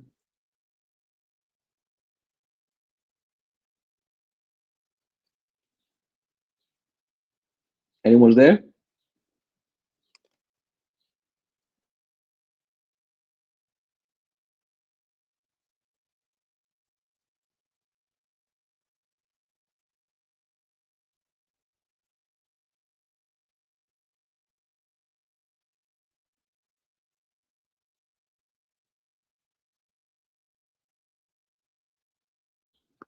I guess does anybody in the chat room have a question or in the chat box?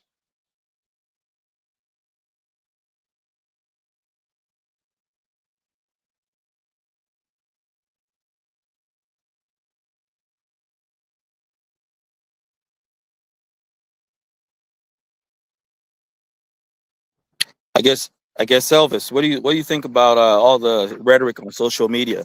I mean, should everybody just kind of stay in their on their own countries? I mean, uh, I mean, personally for me, um, I understand what he was saying because this is like almost what Ibn Traore from Burkina Faso was saying the same thing. We're saying that how like we need to build this country ourselves. Like as you see, they're building the roads over there. More Burkina Faso when the diaspora was coming over there. That's why I was trying to tell the South African dude that why don't they get the South African diaspora to come over there to invest? Because that's what Burkina Faso did, and now you see how they're doing now, and they're doing a pretty good job. You know, the GDP grew from like what 19 million to 27 million, according to the World Bank. Um, Mali's doing the same thing in Nigeria. You know, and then they got the uh, was it the free travel? So if you from those three AES countries, you can travel within, and they got a lot of opportunities. So I mean, that's just my thing. They just gotta hire themselves and just more South Africans yeah, gotta get like they gotta just give each other jobs because if you look at right, all those other groups, because I've been down there before to South Africa, and okay, Bangladesh they're hiring amongst their own. Um, Indians will hire amongst their own. Other groups hire amongst their own. So that's my take on it. I wonder. But I wonder, does South Africa have a big diaspora? Because, I mean, if you really be honest, South Africa looks kind of like any third world country, really. You know, when you kind of put it together like that, you know, Yeah, I mean, it that's why depends. I most. mean, I know like in the UK, I know it's like 300,000 South Africans, and Right. Okay. that one I'm not too sure about the United States. I got to look into, but they do have a South African community because I know every June they have an event here in a certain area which everyone goes to. A lot of South Africans are there, so they're here in the United States too. Yeah. Yeah. It's it might be because I've never heard of like a big group. I mean, I meet South Africans here and there.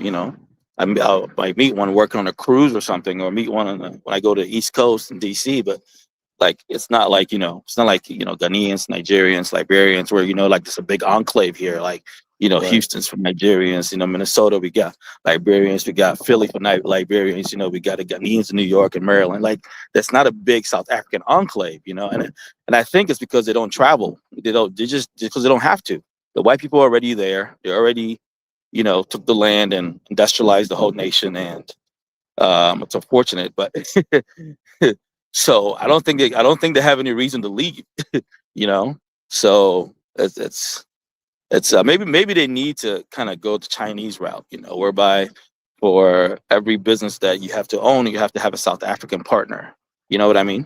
Yeah, Yeah, yeah. that might be a better route with everything going on, because apparently your unemployment is really bad. Yeah, it's like about like 40%. So it's like Yeah. limited resources. Like I said, I understand where they're coming from because it's like, like, but I mean, I don't know. To me, it was so crazy because I don't know if you was there when I was speaking earlier, but I got seen a video of the South African dude. He walked in the clinic and he specifically said, "Are any South Africans here? If you're not Right, South right, African, get out the clinic." Like he's like, "You right. get out, get out, get out," instead of like kicking like mad people out. I was just like, "Yeah, I'm like, damn, that's crazy." Yeah, that was insane. I saw that video too. Yeah, that was crazy. Yeah, and then Which I'm surprised that they don't. I guess if it's free, I mean, I would think foreigners probably have to pay for it. I mean, I don't think you can go to. Well, I guess I don't know. Yeah, it's a tough conversation. yeah, I mean, I don't know because it's like I said, I go there time to time. I got friends down there, I'm not too sure exactly how it works with the clinics down there, but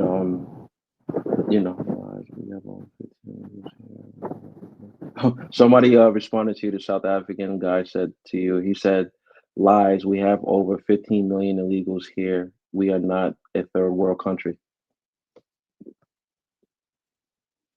You hear me?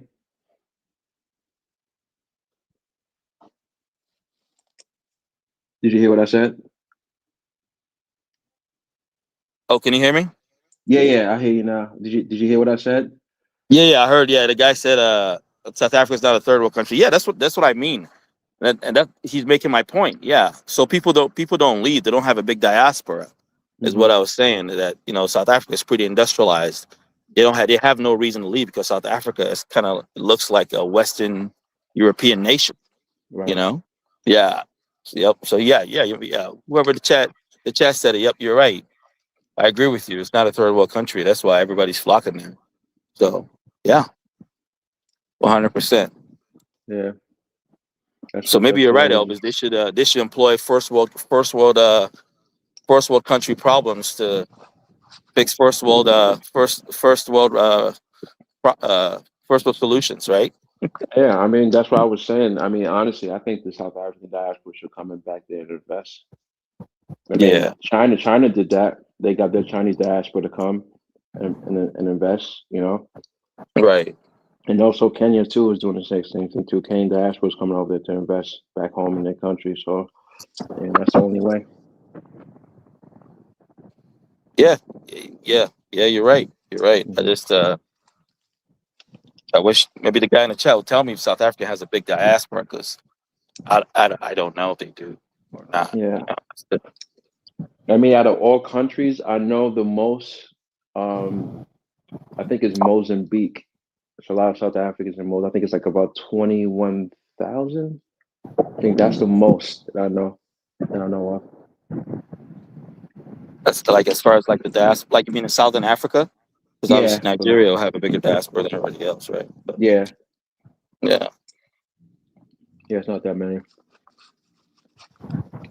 Yeah, like I had a crazy I had a crazy experience in South Africa. Man, I won't talk about it here publicly, but I can I can understand where South Africa is coming from, but as far as like the crime and stuff too, um, because from the guys from what I was told, pretty much like the Nigerians don't mind like spending money, and then some of the women would like to like date these guys, and then these guys would like treat them bad. Not all, but they would treat them bad, and and they get upset about that. Yeah, I mean, I could see that. I mean, but that's the rhetoric around everywhere else. Hmm. It's like when the FBAs go to Colombia, all the Colombian they treat everybody else better than the local guys. Hmm. So that's the rhetoric everywhere else. You know what I mean? Hmm. That's just exoticism at that point. Right. It's pretty funny. And then, like Yeah. I said, it all depends on what part. Like when I went to Cape Town, they had South Africans working over there. I mean, other people there too. Customer service was excellent. Everyone was like extremely nice to me because I was at the Hilton in Cape Town. The beach was there was pretty nice. I went to forgot that mountain that they have. They have this mountain. Um, very nice over there. I'm trying to think, and also I did an ATV down there. You gotta wear some warm clothes because it's extremely cold when I went down there. Because that Mhm. sand, man, oh, ain't no joke. Because you lose your phone, man. That's it. Yeah, man. So I guess in the chat they're talking about it being drug issues or something like that. That's Yeah, what I guess the that's what I've biggest been grievances. hearing. That's what they're saying.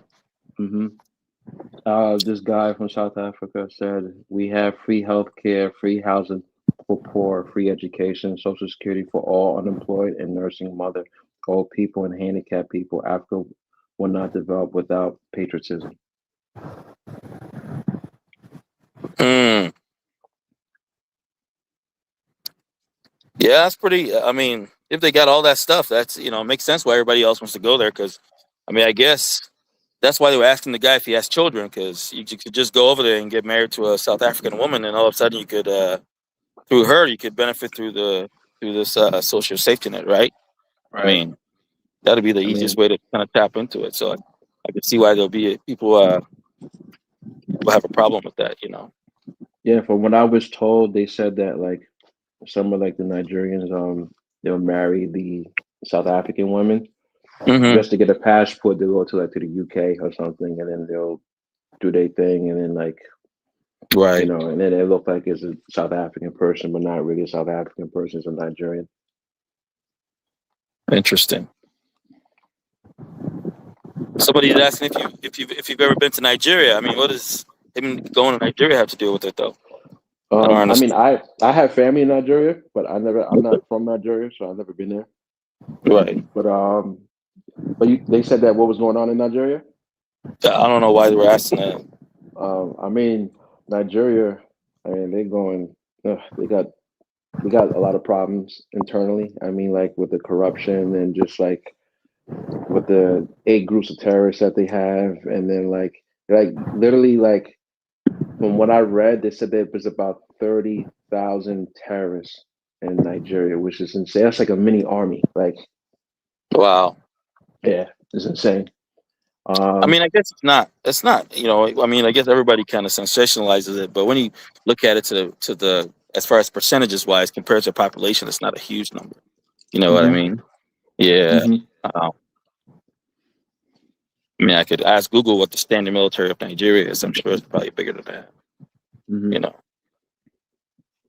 Yeah.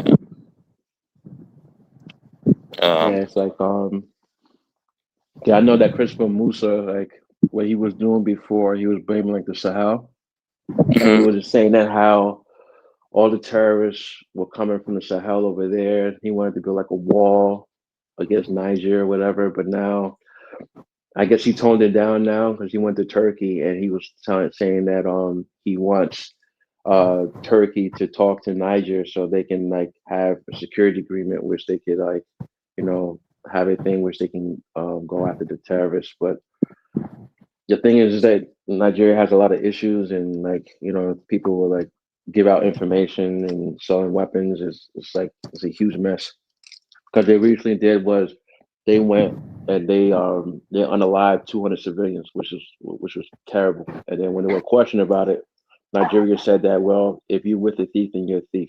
I'm like, yeah, that's bad. Yeah.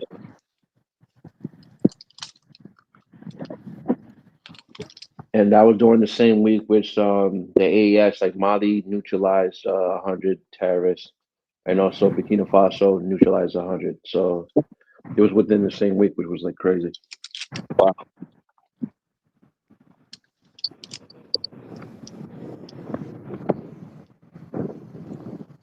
Yeah, I guess people are trying to get the link to join the stream, but I guess Dynas has to actually approve people to get on, right? Yeah, he has to approve. I mean, hopefully Yeah. when he gets back, he can bring him back on. Yeah. Just Look at only that. Yeah. thing. People were asked about the link, but I think even if you get the link, he has to approve you to get on. So Yeah. Have you ever traveled to any other countries? in the other African countries? Oh hell yeah. I mean, I've been to East Africa, I've been to Kenya, love Kenya, Kenya was nice. love Nigeria. Yeah, but I was just visiting, so it's not like you go there for 2 weeks, you're not really getting a real feel for it, like like Right. if you actually live there. That's why I was Right. saying that I agree with the South Africans because I don't think anybody should just come in and set up shop, and especially if you're not doing anything that's really bringing value to the country. You're not paying Right. taxes. If you're going to do a low wage job like a nail tech, I mean, you're not going to be doing anything that's going to. Right. I'm sure that dude wasn't even paying taxes. So Mhm. I mean, we got to respect. We got to respect your laws and what they put forth. Yeah, Um, absolutely. yeah, you know. I mean, in the same vein, though, I mean, they got to be a little more diplomatic with how they're going about it because, like I said, just ShopRite and all these successful South African businesses that are operating all over Africa, and I mean, they repatriate a lot of their profits and in the form of taxes back to the country, and that obviously affects the bottom line and feeds their safety net. So, yeah, it's kind of the yin and the yang. All depends on where you open up a business too. Right. Somebody's saying they're even attacking those that are paying tax. Yeah, that's rough. I don't know. Yeah, I haven't seen that. Yeah, it's hard and stuff. I mean, I haven't seen that though, so I don't know. Yeah, I mean, I haven't seen them attacking. I mean, I have a good buddy that works in the oil, one of the oil industries down there in South Africa, and I mean, he has great thing. He loves the country. He's been working. He's been working there. I have seen some other videos. They're saying that there's nothing like a work visa. Somebody was saying that, but I don't know. Oh, they said there's no work visa. Well, and I mean, I could be wrong because it was one of these social media, cut and paste, chopped up clips, where somebody was attacking a barber or somebody had set up shop outside somewhere, and they were telling them that they got to leave, and even their visa is not valid and all that. So it's a lot of stuff going around. Who knows what is what? You know what I mean? Yeah. Yumi 1414 said they're attacking Nigerian working in the telecommunications sector. Right. I haven't seen that. That's what I'm saying. I haven't. Right. Yeah. The one I was aware of is what happened to the boat driver, the Nigerian driver. The boat driver. Yeah. They choked him out and they unalived him in the car. That's the Dang. one that I saw. Yeah, it was crazy. That's wild, bro. Yeah. And I had my little situation too. Well, I'm not going to say it publicly. I mean, if you're so on, I'll tell you what happened. But it was a crazy experience. In South Africa. Yeah. Dang. It was crazy. It was nuts. Like out in Joburg. Nah, it was in Cape Town. Oh, okay. It was in Cape Town, so I was just like, this is crazy. Damn, so they're just going after everybody. It ain't like it's free game. I mean, it was just like. But you don't have to say where. We don't say what happened, but like, where was y'all at? Like, were you guys going out? Were you just walking down the street? I went out and stuff. So I went out to like a little place. Like it was fine until that crazy situation happened. I was just like, that is nuts. Dang. And the guy from Togo, he kind of saved me. Yeah.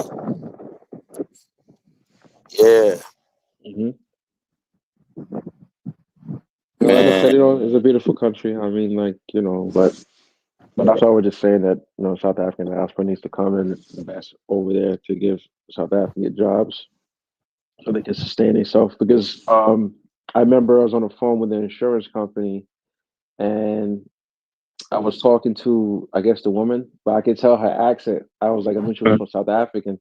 So I asked her if she was South African, right? Because, I know some words and some of the Zulu and Sutu words.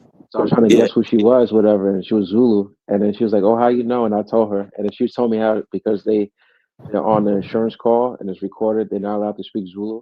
So she was just like, so I was, talking Zulu and stuff, and then she was just like, "Oh, that's crazy." She's just like, "It's the first time that I met someone that also speaks Zulu."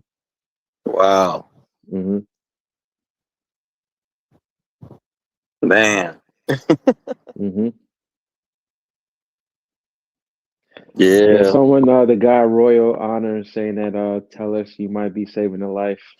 I mean, I don't want to go to, I really don't want to go to Right. detail, man. The Like, people want to know. yeah, I really don't want to go to detail, man. But just know that, like, the guy who I met was just like extremely emotional, man, and he just started wilding out, and that's all I got to say. He started just like bugging out for no reason because he thought that like I was trying to like talk to his girl, and I'm like, no, I'm in a relationship. And he just like started Mhm. panicking like and stuff. I was like, Right. this guy's crazy. Wow. But I had a What is good the? time in Joburg though. Oh yeah. hmm Yeah, I heard that's the spot. Yeah, Joburg was fun. Yeah, hmm I heard that's the spot. Anyways, but I mean, I don't know. Yeah, With everything going on, I think might be do not travel list for a little bit. yeah. I mean, from what I understand, I talked to another person from South Africa who's Zulu, and she told me that this always happens before the elections. So so Oh, people are, okay. yeah, so people are Oh, so they are thinking going like, to elections. Okay, I was wondering when yeah, Ramaphosa's yeah. term was going to end. So elections are coming soon, from what I understand, and this always happens around that time. So this is when you always see it, and she was just like, how it's just like it's what they're pushing. So she told me she's not worried about it. She just focused on her own thing. That's what she told me. Yeah, that kind of makes sense. hmm That's what I'm saying. So I'm just reading like I'm reading what Goldilocks is saying. She said, here in the States are only in business for self, wealth, and crumbs for a paycheck that keep people poor and unable to build wealth. Yeah, I mean, that's how it is, with even from the beginning of time. You always got the high elite class and then the low class, and the high class take from the poor.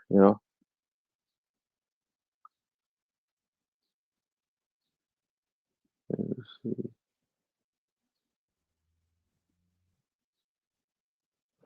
And then I don't know, I saw a video of Oh, wow.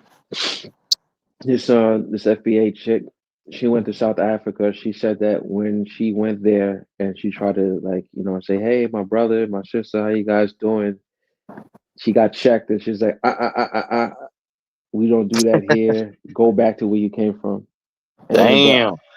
that's what she said. But a lot of South Africans in the comments were saying that, how, listen, don't take that bad experience. It's not everyone. But she said that when she went to Ghana, she was embraced. So I mean, everyone's experience is different because I didn't have that happen to me. Everyone was great to me. Everyone was nice. So Yeah. I didn't have that issue. Yeah, I guess everybody's experience is experience. I mean, just like you saying, you almost got into a situation. You know what I mean? Yeah, So yeah, yeah, man. yeah, yeah. In fact, yeah, I So mean, yeah, it was just like nuts, man.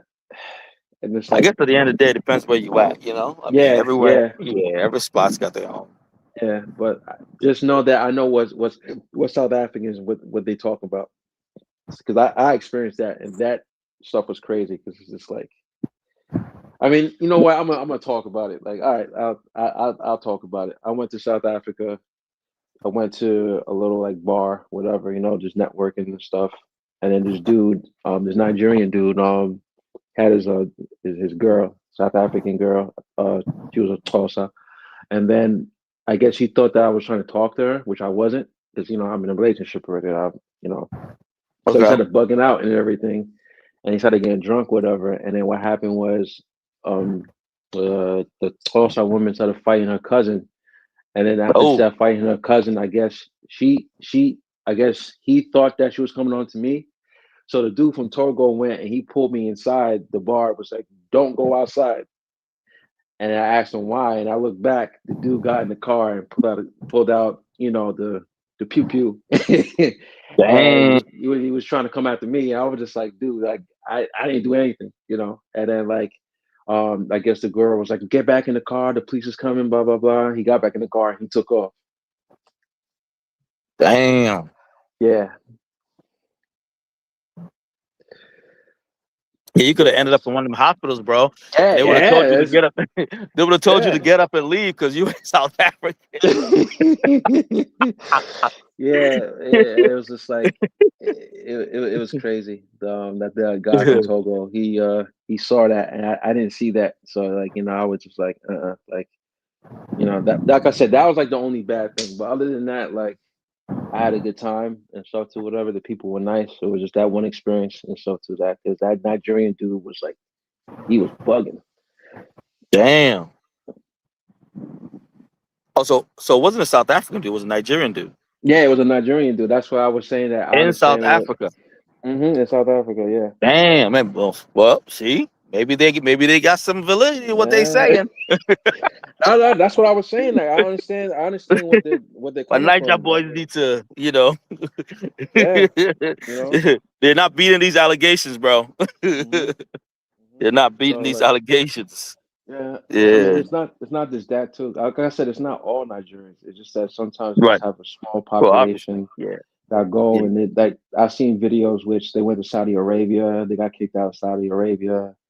They went to Thailand, whatever, it was causing issues. They went to India, causing problems. So it's just like, wow. I don't know what it is. I really don't know what it is and stuff.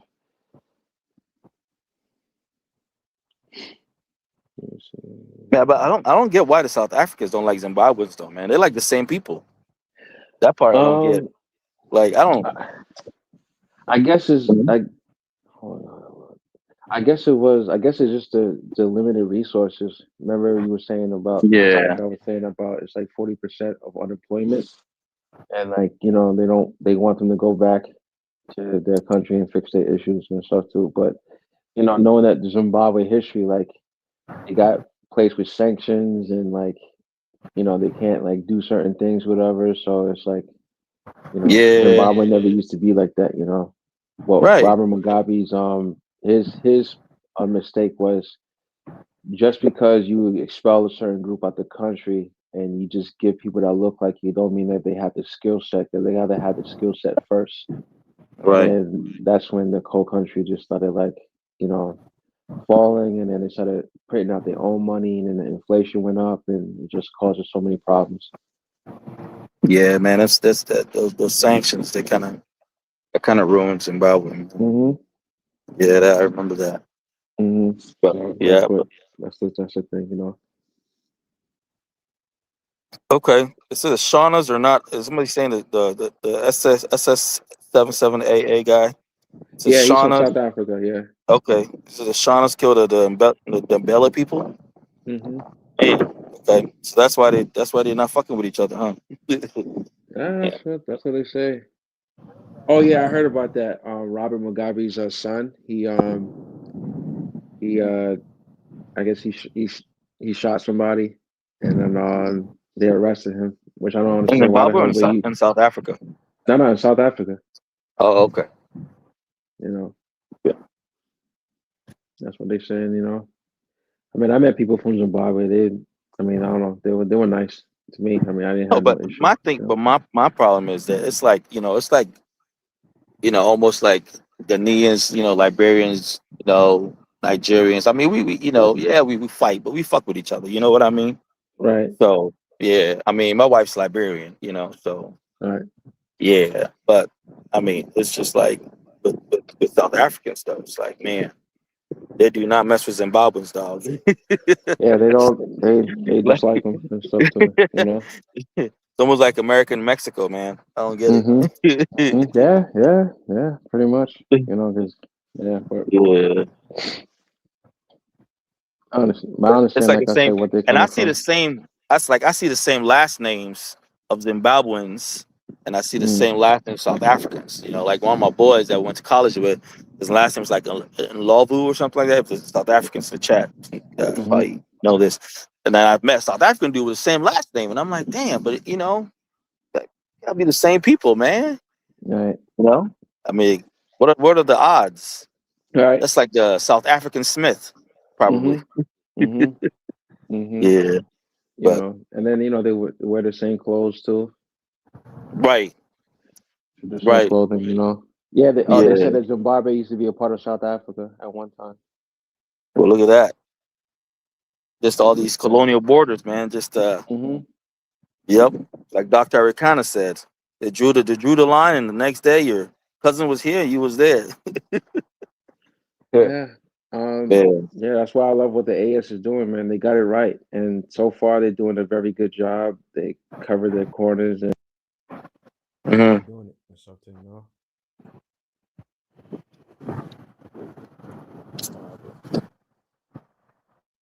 one second. What the hell happened to my you can hear me, right? Yeah, it cut off for a minute. Yeah. You talking about? Yeah, Yeah, it cut yeah. off for a little Sorry, bit, then it somebody. came back. Yeah. What the hell? And then now you cut off again. Yeah, my bad. Someone was calling me. Okay, now you're back. Okay. Mm-hmm. Yeah, that's what they were saying. That's so too. Yeah, I guess somebody said human beings are tribal by nature. Yeah, I guess you're right. Yeah, I mean, look, I mean, Yeah. you got China, who's like a powerhouse, and they always traveling. Yep.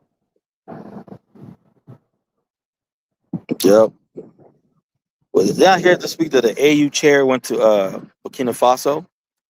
Yeah, So they he went there, so and then pretty much what from God told the Brigida Bays all day, and from what I was understanding that they went to see what was going on, as far as like with like how they're doing with the terrorism, and then like the projects that they right. have, and the guy from Burundi is very impressed. He's like, man, like these guys are on it. I mean, this is the Okay. first time in a while that the AES was able to fund their own unified force, which is amazing because Right. they went from 5,000 to 6,000. Now it's 15,000 troops, which is amazing. Right. That's crazy. Yeah, because what they did was they used what was called a 5% levy. So what happens is any imports that's outside of the AES, they put a Mm-hmm. 0.5% levy, and then those funds will go into the investment bank. So that's how they're able to fund their projects or the troops and everything. Yeah. Do you think they'll I mean, it's a South African conversation, but I would switch it to AES. Do you think they'll ever be able to get away from the from the um from the CFA though? Oh yeah, Yeah. absolutely, absolutely. Really? They're working on that You next. really think that though? Oh yeah, absolutely. How? Because right now what they're doing is they're studying what happened with Europe as far with the Uh-huh. euro, and they're studying Zimbabwe. And from what I'm being told is there's going to be stages, right? I'm not too sure exactly how they're going to do exactly, but one of the things that they are going to do is they're going to do the same thing what China and Brazil did. You heard of PAPS, right? Yeah. Okay. Yeah. So they're going to do a thing called PAPS, pretty much. It's going to be digital first, and I think Nigeria did the same thing too. Which like in order for you to pay certain things, it has to be electronic, right? And then after it's electronic, whatever, once they got all those steps, they're gonna have like a window. Which, all right, whoever has the CFA, they got to come to the bank with their ID and everything. Hello, you get me? Yeah, I can Yeah. hear you. Yep, I can hear Okay. you. You're talking about All digital right. currency. Yeah, so whoever goes to the bank with their CFA franc, they have to exchange it within a certain window. And as you know, the terrorists, they're not gonna be able to go to the bank because they don't have a way to call for the money and everything too. So once that happens, um, everyone's going to want their hands on the AES currency. And once that happens, that CFA franc is going to die overnight because everyone's going to say, hey, listen, this is backed by lithium, uranium, and gold and oil. Why would I want to go with the CFA franc if I could just go with the AES currency? And that's what France is scared about. Yeah. I mean, Mhm. I mean, all sounds good, but my thing is right now the EFA is pegged to the euro. I mean, that's a big advantage I just don't see how they're just going to be able to just pack up and just go just like that. I mean, I was all for it, but then I think about it, I'm like, man, what are they going to do? Because if you look at the exchange rate for the CFA to the euro, it's actually pretty good. Right. Yeah. So I mean, if whatever they come up with, it's gonna have to be yeah. Yeah, we're gonna 'Cause see. how do you I step mean, away from that and then having all your reserves because I in know France? the CFA franc is not really like it's like fiat paper. It's not really backed by anything. But when it comes to Right. the AS currency, they actually got like minerals. They got gold. They have uranium. They have stuff that's actually backed and it has actually like value. So whatever dollar, whatever that you purchase, is backed by something. Yeah. And then on top of that, like for example, if you wanted to go and buy like gold or something, they'll say, "Hey, you can't pay us in CFA franc. You got to pay us in the currency." And if they keep doing that, like the currency is going to blow up overnight. And especially if people will just like leave the CFA franc for that one, it's gonna blow up. And so, Why don't they just peg it to Bitcoin and be done with it? because they don't own a Bitcoin. I think that's the issue, if I'm not mistaken. Yeah. hmm And that's what I was told. But the Yeah. good news is that with this and what they're doing, it's going to influence other African countries to do the same. Like for example, I know Ethiopia, they had the issue with Egypt with the dam, and I guess they was able to raise funds to pay for the project without the IMF, and they was able to finish the dam. Wow. I'm trying to think what else. Ghana, I think they're going to leave the IMF or something, or restructure Yeah, they've their. been saying that. Yeah, They've yeah. been saying that they're going back. They've been saying that. Trying to think what else. Yeah, I mean, like they have to just be the model because I think that once they become the model and they see what's going on, everyone is gonna like do it. Because look what happened with Togo. Because Togo put themselves in a wonderful position because they was able to get the AES, they got the EU and France, and they told, okay, right now we're dealing with the AES, and they have a permanent port here, and pretty much the EU cannot pressure Togo because if they went and pressure Togo, they will go to the AES, and on top of that, they could probably get the logistics to China and Russia, and that's what the EU is scared of. And then now Paris is also mad because the AES has a permanent port in Togo, so they can't do nothing. So pretty much, if you look at it, Togo's like the middle person of anything, so no one can do anything because they can go in either direction. Someone said, "Are you fellas currently in South Africa?" I mean, I'm not in South Africa, but I got friends and family down there that's in South Africa.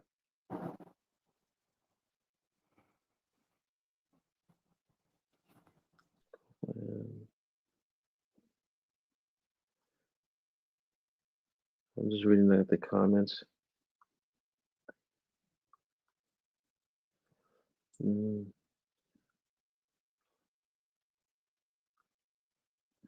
Who's this? Oh, usual business. Dynasty stepped out to go pick up his kid. He say he'll be back.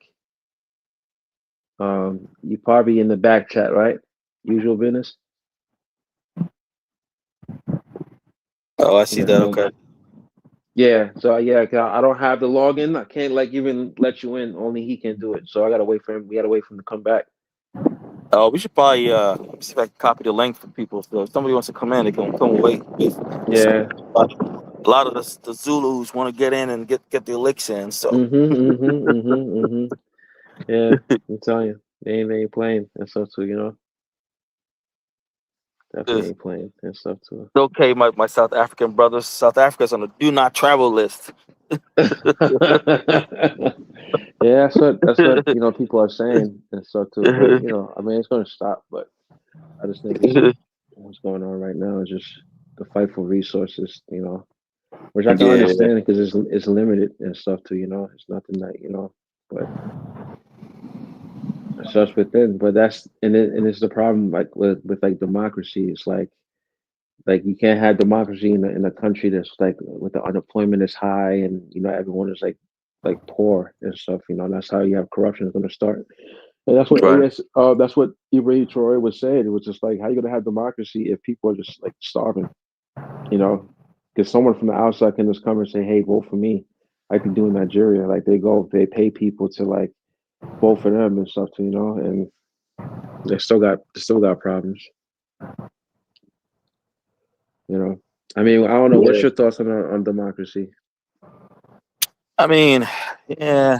I mean, I think if it was like where they get a little bit more time, I feel like the time is short. But then again, though, like look at Rwanda, right? I mean, Kagame's been democratically elected for how many years now? I mean, he keeps Right. going.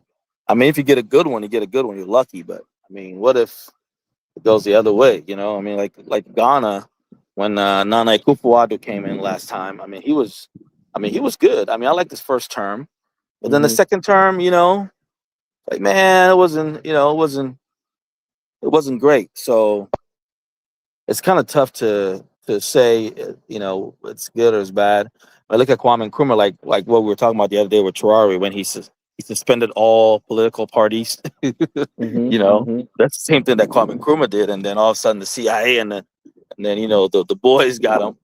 So I keep thinking about that situation, and I'm like, man, I mean, on I don't think democracy itself, is good for Africa. But I think if you get a good leader, I think you should probably milk as much. But absolute power corrupts. So yeah, it's kind of you'd be able to at least find a way to have some guardrails where you can get rid of them. I mean, unfortunately, like Kagame right now, he's so powerful that there's reports that he, even if you go against him, you're going to prison, stuff like that. I mean, the same thing happened with Kwame Nkrumah. So it's like it, there's always a bad side to a good leader. So it's kind of tough to kind of certify that democracy doesn't work, because democracy is kind of the thing that they're just like in America. Look at Trump. I mean, well, you just have to wait 4 years and he's gone. Whatever damage he's going to do, a lot of damage, but at least it won't last forever. So yeah, it's kind of a tough one. What do you think? You think it's what's your take on it? Well, as far as democracy, Yeah, like, do you think it's good for Africa? Like, I feel like, in America, you already established, so it kind of works. But if you're right? trying to build, you need that, a little bit of time. You need to be in there a little bit to make things happen. Every 4 years, it's not enough time to get things done. But then if you start, on the other hand, if you start messing up, it's a good way to get you out of there. Right. So, right. Yeah, I agree because, like I said, you have to have a sustainable economy. Like if it's like for example, like a middle class economy and stuff too, like a Korea or something, then yeah, you could have democracy. You're not gonna have no issue. But if you have a country like Congo, for example, like how is that gonna Yeah. work if it's like most of the people are like it's like unemployed and it's like everyone's like barely living. Right. Right. So you think Mm, you need a leader that's going to be in there, give them some time, yeah, not just but somebody the that's. but the thing is like Ivy was saying that how most of these leaders they compromise or they're in scandals and they can't really do much because it's like if they do something they get exposed. Yeah. So it's like that's on them. But now they're in a situation because if those other like I know as far as the Francophone countries, if they see what's going on in the AS, they're gonna demand their leaders, hey, listen, why we can't sustain ourselves, but they can. And then it's going to get to a point that people's going to riot and just and what's next after that. Yeah, but see, that's the thing with democracy, though. So you look at a country like Ivory Coast, right, which is a francophone country, right? You look at Ouattara and how he came to power. Literally having the French basically bomb the presidential palace to install him, right? Because he didn't agree with the fact that he lost the election, and then ever since then he's been in power. But if you look at it, I mean, has it been really that bad? I mean, people are employed. The economy is functioning. It's a functioning democracy. So do we take the good with the bad? You know what I Yeah, I mean? mean, from what I understand, like if you're a foreigner or you're wealthy, then your life is great in Ivory So, it's- Coast. so it's an oligarchy, kind of like a Russian. Yeah, yeah. So pretty Okay. much, if you're in the elite or like you're a foreigner, then your money stretched along, then you're fine. Life in Ivory Coast is wonderful for you. But if you just are native Ivorian, then like you're struggling. Yeah. Yeah, family struggling and stuff too. And then now I don't know if you know, since the AES they don't usually use that port from Abujan. Yeah. They lost a lot of money, and now they're trying to, like, I don't know if you saw the news that The Togo. Ivory Yeah. Coast, yeah, Ivory Coast, I guess they eliminated the fees, I guess, or the whatever visas for them to Tariffs. yeah, I guess the tariffs in Ivory Coast, that they want them to come back and use the port. But the problem is, like, how can they go use the port if when they got sanctioned, you use the port against them? So it's like, Right. fool me once, shame on you. Shame on Fool me you. twice, shame on me. So Yep. they're not gonna trust you, Yep. and it's already done. And from what I understand, that the Ivorians, the government is very pissed off and angry with the AES because they're not using their port, and they're very mad with Togo.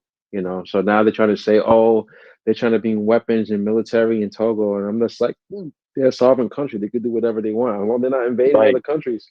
They can do what the hell they want. So whatever they get, Yeah. I mean, I don't see what's the issue. But someone told me to ask you something since you was from Ghana. Let me get the question for you. Give me 1 second. Hold it. Shout out to Enoch from Zambia, man. Maybe get on the panel.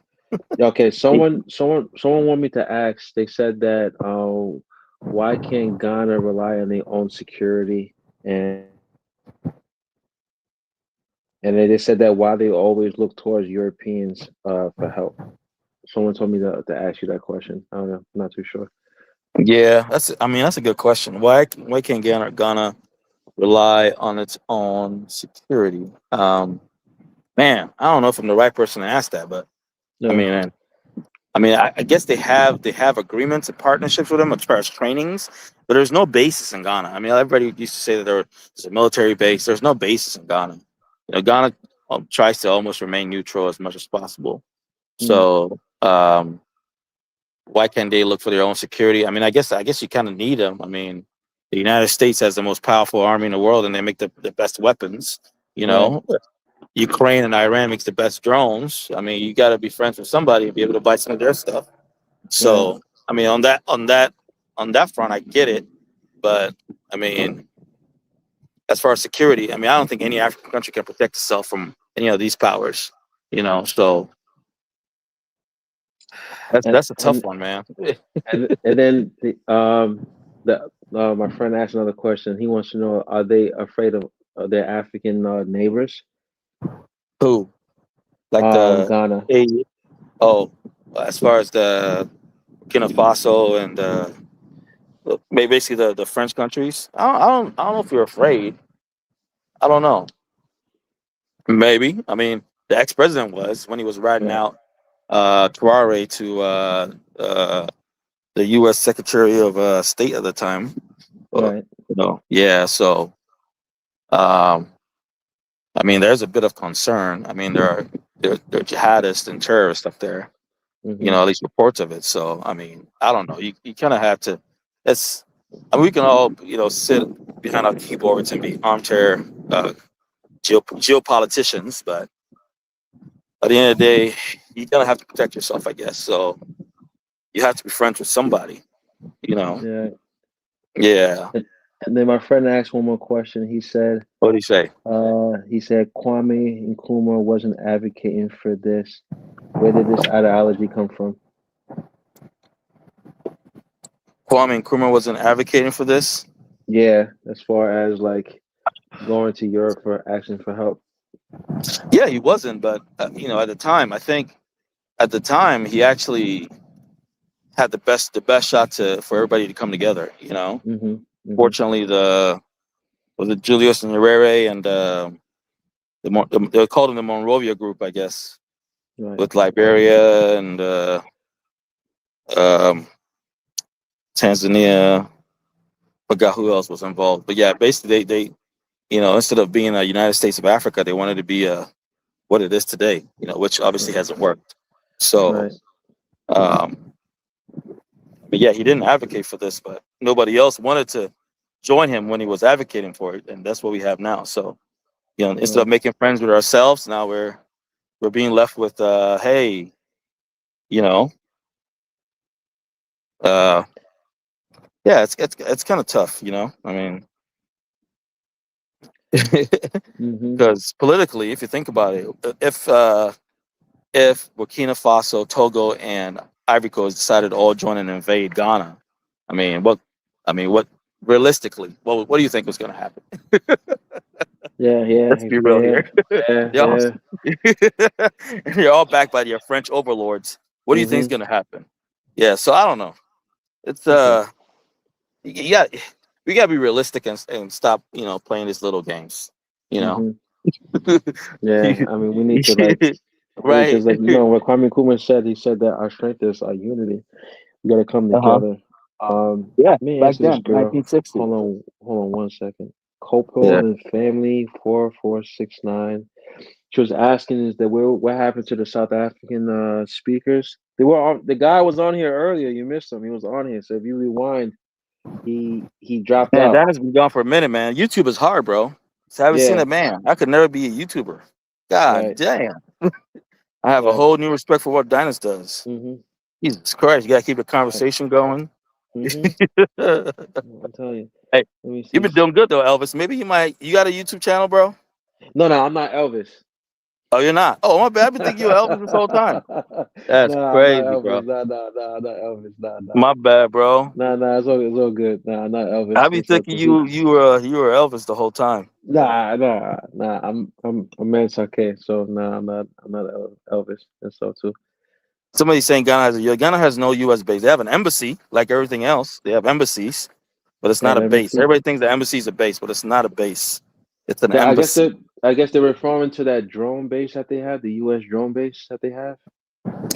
There's no base in Ghana that I know of. Somebody has yeah, maybe you can Google it. Maybe you can put in your Google machine. But I don't think they have any bases. Okay. Yeah. I mean, because they were saying something about how like the U.S. has like a drone base, which like the Ghanaian military they're allowed to go over there and like. I don't know. The last drone base I heard in Africa was in the one in Niger that got closed down when the junta took over. But I didn't. Yeah. I didn't think the. Somebody says the United States of Africa, what a pathetic continent. Yeah. In the 60s, though, in the 60s, it wouldn't have been. Now it is, but back in the 60s, I mean, yeah.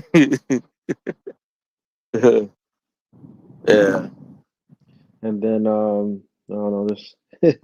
I guess it's this lady. She thinks she's from South Africa. She was like saying why we're not talking about Ghana. Why are we so focused on South Africa? I mean that was the title of the show. I mean it's literally the title of the show. Well, to answer a question, Ghana's been taking the heat for a minute now. Ghana be on a hot seat. I think then when we had a show in Nigeria, then yeah, today's South Africa's Day. So today's Africa Day, South Africa Day. Yeah. And I had the link. You want me to show you the link about the base that they have that they were talking about? Right. That's no base. That's no base. They have an embassy. Everything that's a base. It's no base. Everybody be talking. That's why a show like this is good, because we all have our preconceived notions about here and there, like when everybody was railing on South Africa, but when the brother came on and talked about the other side of the story, you kind of empathize with him a little bit, a lot. So yeah, this dude's saying they have a base. Well, show me the base. Where is the base? He gave me the link. I had the link. Oh, he did? He gave me the link. Did you open it? Did it? Because if I open it, send me the It'll take link you off. again. Okay, it'll take Yeah, you so off the it's gonna drop me off. I'm off gonna the put it in the stream. back Yeah. channel. That's what he said. Ah. He wanted me to show you the link. Well, but what was I gonna say? Somebody said Tony said that Ghanaians are actually overreacting about the gentleman. His stay has expired, and in one day he got a stamp of Ghana and back to SA. That's fraud. I mean, is it fraud? I mean, he can travel back and come back. I mean, come on. Right. I mean, because I don't think people understand how visas work. Like Right. Depending, like for I give you a prime example. When I went to Kenya, right? Uh-huh. I had a 30-day visa, right? Right. In Kenya. So technically, if I can go to Kenya, I could leave and I could come back because I have the 30-day visa, you know. Right. But if I stayed after that, then yeah, then that's a crime. But you know, I had the 30-day visa. I could have stayed longer. So I don't know. To me, I never heard of a 1-day visa because if you have a 1-day visa in the country, they're gonna suspect you selling drugs or something. Right. Or you're doing some sort of crime. So I don't know what Tony's talking about. I guess they're saying that he left the same day and then came back the same day. You know, so Right. let's say you have a 30-day visa, like you're saying, but your visa was expiring on, say, April 30. It was 30 days in April. April 30th, you left April 30th, and then you came back the same day on April 30th with another, 30-day visa. That's what they're saying, which they're saying is fraud. Which I'm saying, which I would counter and say, it might be right, but it could also be that he left, like you're supposed to leave and then come back. And that's exactly what he did. He left and then he came back, Right. I mean, two things can be possible at the same time, but yeah. But everybody kind of takes everything as, we don't have the full picture, unfortunately. But again, I think the brother shouldn't be there working as a nail tech. He could have done that in Ghana. He could have done that back home in Ghana. Doesn't have to be doing that in South Africa, because I mean, I don't think you could be able to get a work visa to be a nail tech. You know what I mean? Yeah. I mean, like I said, I'm not aware about exactly what type of visa he had, but I got to give like a prime example. Like you have someone from China will come over here, or from Korea, and they might not go to school. Their kids might go to school, but they might have like a hair salon or a hair shop, or Vietnamese might have the nail techs, and then Chinese might have the Chinese food in our neighborhoods and so too. So I don't want to like throw a dig at that, because I can understand it might not be for them, but it might be just for the kids. Right. No, you're right. But the only difference is the Chinese parent or the Korean or Indian parent, they'd be a permanent resident, so they'd be on the right. And they usually wouldn't be illegal. It wouldn't be a work visa thing, So, so I guess that's the grievance of South Africa, which like I said, it's and they're not the only ones who's done this. I mean, Ghana has done this, unfortunately, to Nigeria, and Nigeria retaliated back and did this to us. So, and the whole thing is just trying to protect the lower the basic sectors of the economy, which is petty trading, where people can go to the market and sell to their neighbors, So I think that's where they're worried about. So I mean, I get it from that point of view. Now, with other people like Yumi saying that they've been attacking people that work in telecommunications, and you said the guy that is a Bolt driver, that's kind of like, I mean, Bolt, yeah, South African can do that. So I guess, but yeah,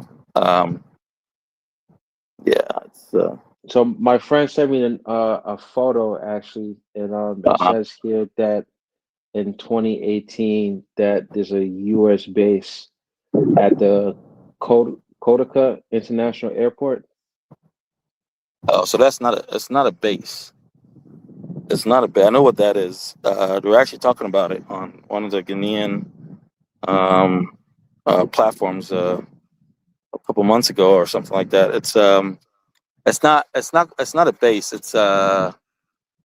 They give them they give them kind of like their own place to land Mm-hmm. or something. But it sounds like a base. But you know, well, I guess if it walks like a duck and talks like a duck, maybe it's a duck. But Right.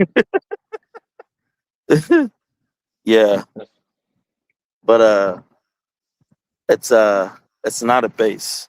Okay. So what does it say on the picture? Does it say that it's an actual base on the picture? Yeah, he showed me the picture on Google. If we type in, hold on, let me get it. Because if it's Kotoka International, that's the airport. So I don't know how you're gonna build a base on an airport. You know what I mean? If you And type nobody will know about it. if you type in, it says the U.S. military base in Ghana. It should come up Uh-huh. on Google. Mm, That's what it says. okay. I might have to Yeah, this go lady, get on my Coco. computer and look at this, but Okay, Coco and I'm still. family. Huh? Oh, go ahead. Go ahead. No, I was just reading this comment. Copel and family 4469. She said to SA77A, it's not a cry, it's about exposing them and separating from people who disrespect us while cosplaying us and taking our benefits, same as what you are experiencing, exactly the same thing. So she's saying that how she said that she's FBA, so she's saying that how other people are cosplaying as them, trying to take their benefits.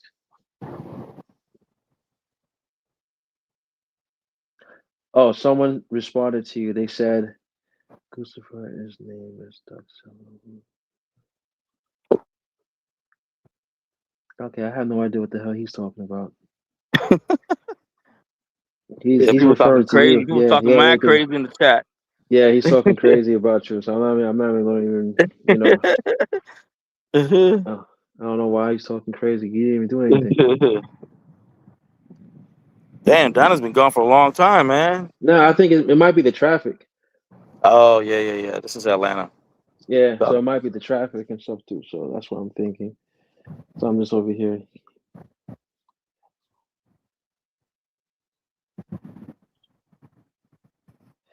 Tony, like I understand what you're saying about the visa, okay? But what I'm trying to say is like I gave the prime example of a Chinese person coming to America and like have a Chinese shop, a Korean person from Korea has a hair salon, and then a Vietnamese person comes and has a nail shop. Like if they wanted to have a shop of their own, I don't see what's preventing them from having their own. I mean, so Tony, can you tell me? I just want to ask a question to Tony. Tony, can you explain to me what's preventing South Africans of owning their own nail shop? Can you like to elaborate for me?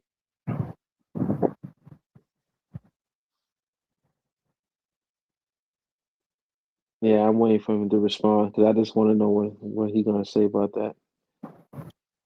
he's Yeah, typing right usual now. business here. Yeah, he's typing. Yeah, let me see. Usual business. He's late. He said he was supposed to be back a while back. I'm not too sure. But yeah, Tony, yeah, answer that. I told this guy.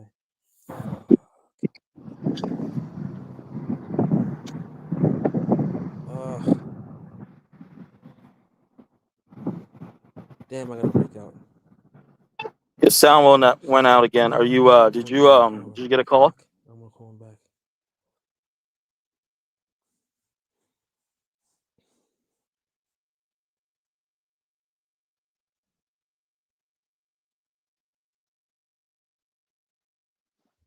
You can hear me? Yeah, I can hear you back. Okay, my bad. Yeah, somebody was calling. Like, if someone's always calling me.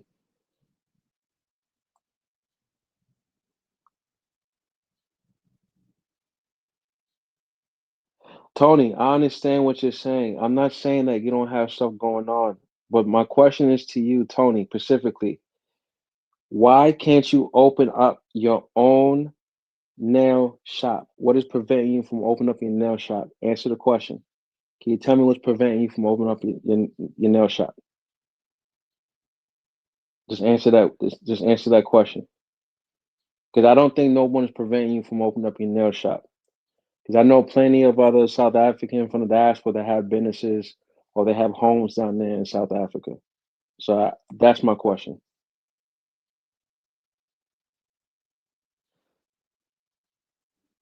So let me ask you a question. Do you, because the guy that came up on earlier, he said that pretty much most of the crime are committed from illegal immigrants. And I just wanted, what's your thoughts on that? I don't know. I mean, we don't have any data to back up. I mean, it's all anecdotal. So it could be true, could be not. We don't. You know, that's the thing. Because I mean, you always hear reports from South Africa that it's a lot of crime. You know, they're gonna steal your car. People are getting arrested. People are getting robbed at gunpoint, shit like that. You know, and I mean, they're saying it's the Nigerians, the Ghanaians, it's whoever is doing it, the Zimbabweans, whatever. I mean, you know, I guess it's so much now that there's some truth to it. You know, but are we saying that the native South Africans themselves are not also part of it? That's the only part that I probably challenge. You know, yeah, because. Let me respond to this person, Lindo. Lindo, that was not the question. The question was, I said that I didn't say that Tony has to open up his own nail shop. I said why they can't open up their own nail shop if they're concerned about the so-called competition. That's what I'm saying. It's just like, you know, you got, for example, the Koreans that own mostly of the beauty supply stores in America. And you got some FBAs that, I mean, at least they have beauty supply stores. Why they aren't nail shops by South Africans for South Africans? That was the question.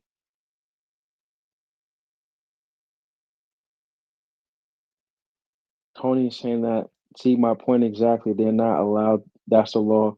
So there's a law that South Africans are not. I mean, other groups are not allowed to have nail shops. I think that's the issue where they're saying maybe the work visa comes in, you know, like in your Mm-hmm. example where you said the Korean mom or the Chinese mom comes to America and opens their shop, nothing stopping FBA from doing that.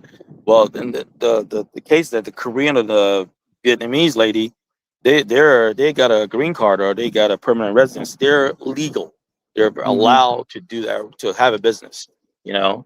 In fact, if you look at U.S. policy now, Trump's actually trying to shut down immigrants from getting a SBA loan, like small business loans, because of this. You know, so it's kind of like to say, you know, kind of a little bit of top down rhetoric coming down.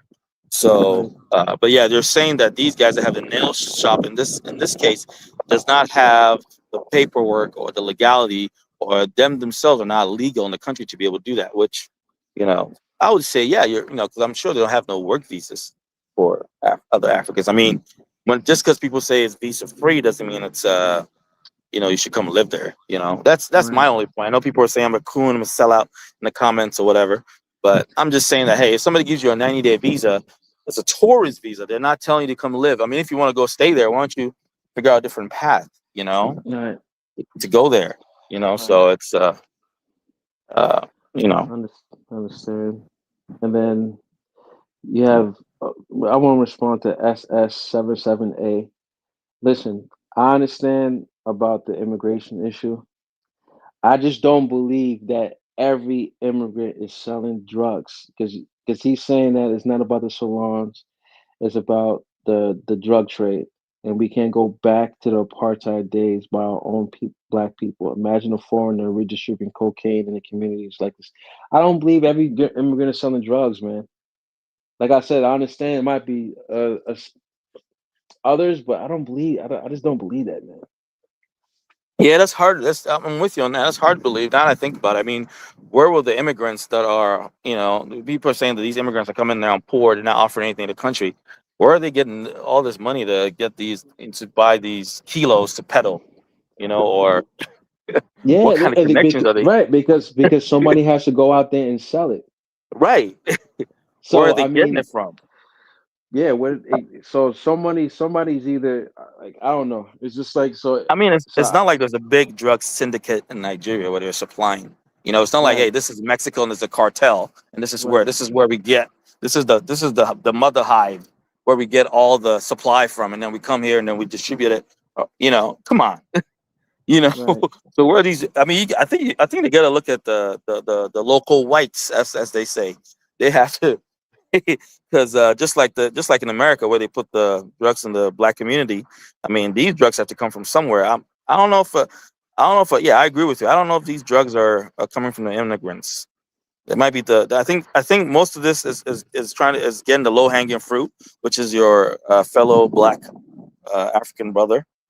But I think if they really look into it, I don't think these drugs are coming from. Because I mean, a guy that just came from Nigeria, where is he going to get kilos to come sell to you guys? I mean, come on. Pretty much. That's why I'm like, because they gotta other people from that town got to participate in it, and they got to sell it. So it's not just him, because it's like, I mean, if that's the case, if a Nigerian person comes to South Africa and he's selling, that person should get exposed by the whole community. But apparently, that's not happening. People are partaking in it because they want the money. So Yumi has an interesting point. He's saying that most of them aren't illegal because you can set up a store without a permit. So he's saying that it's basically like a flea market, huh? So you could basically anybody can just set up I don't know, man. I mean, Yumi's from Nigeria. He knows that. So this happened in Nigeria where the they stopped the Ghanaian migrant basket weavers. These are kind of I don't know if you're familiar with basket weaving, but basically they said it was something that's protected for only the locals. So I mean, Hmm. every local government has a right to protect the society, or nationalize every part of its industry. So I don't understand what you're saying there. Yeah, Right. they can get a permit to do that if you have the requirement. No, I'm not being a pain in the ass. I mean, we're just having dialogue, and I'm just asking you to clarify. Jeez, Yumi, relax, man.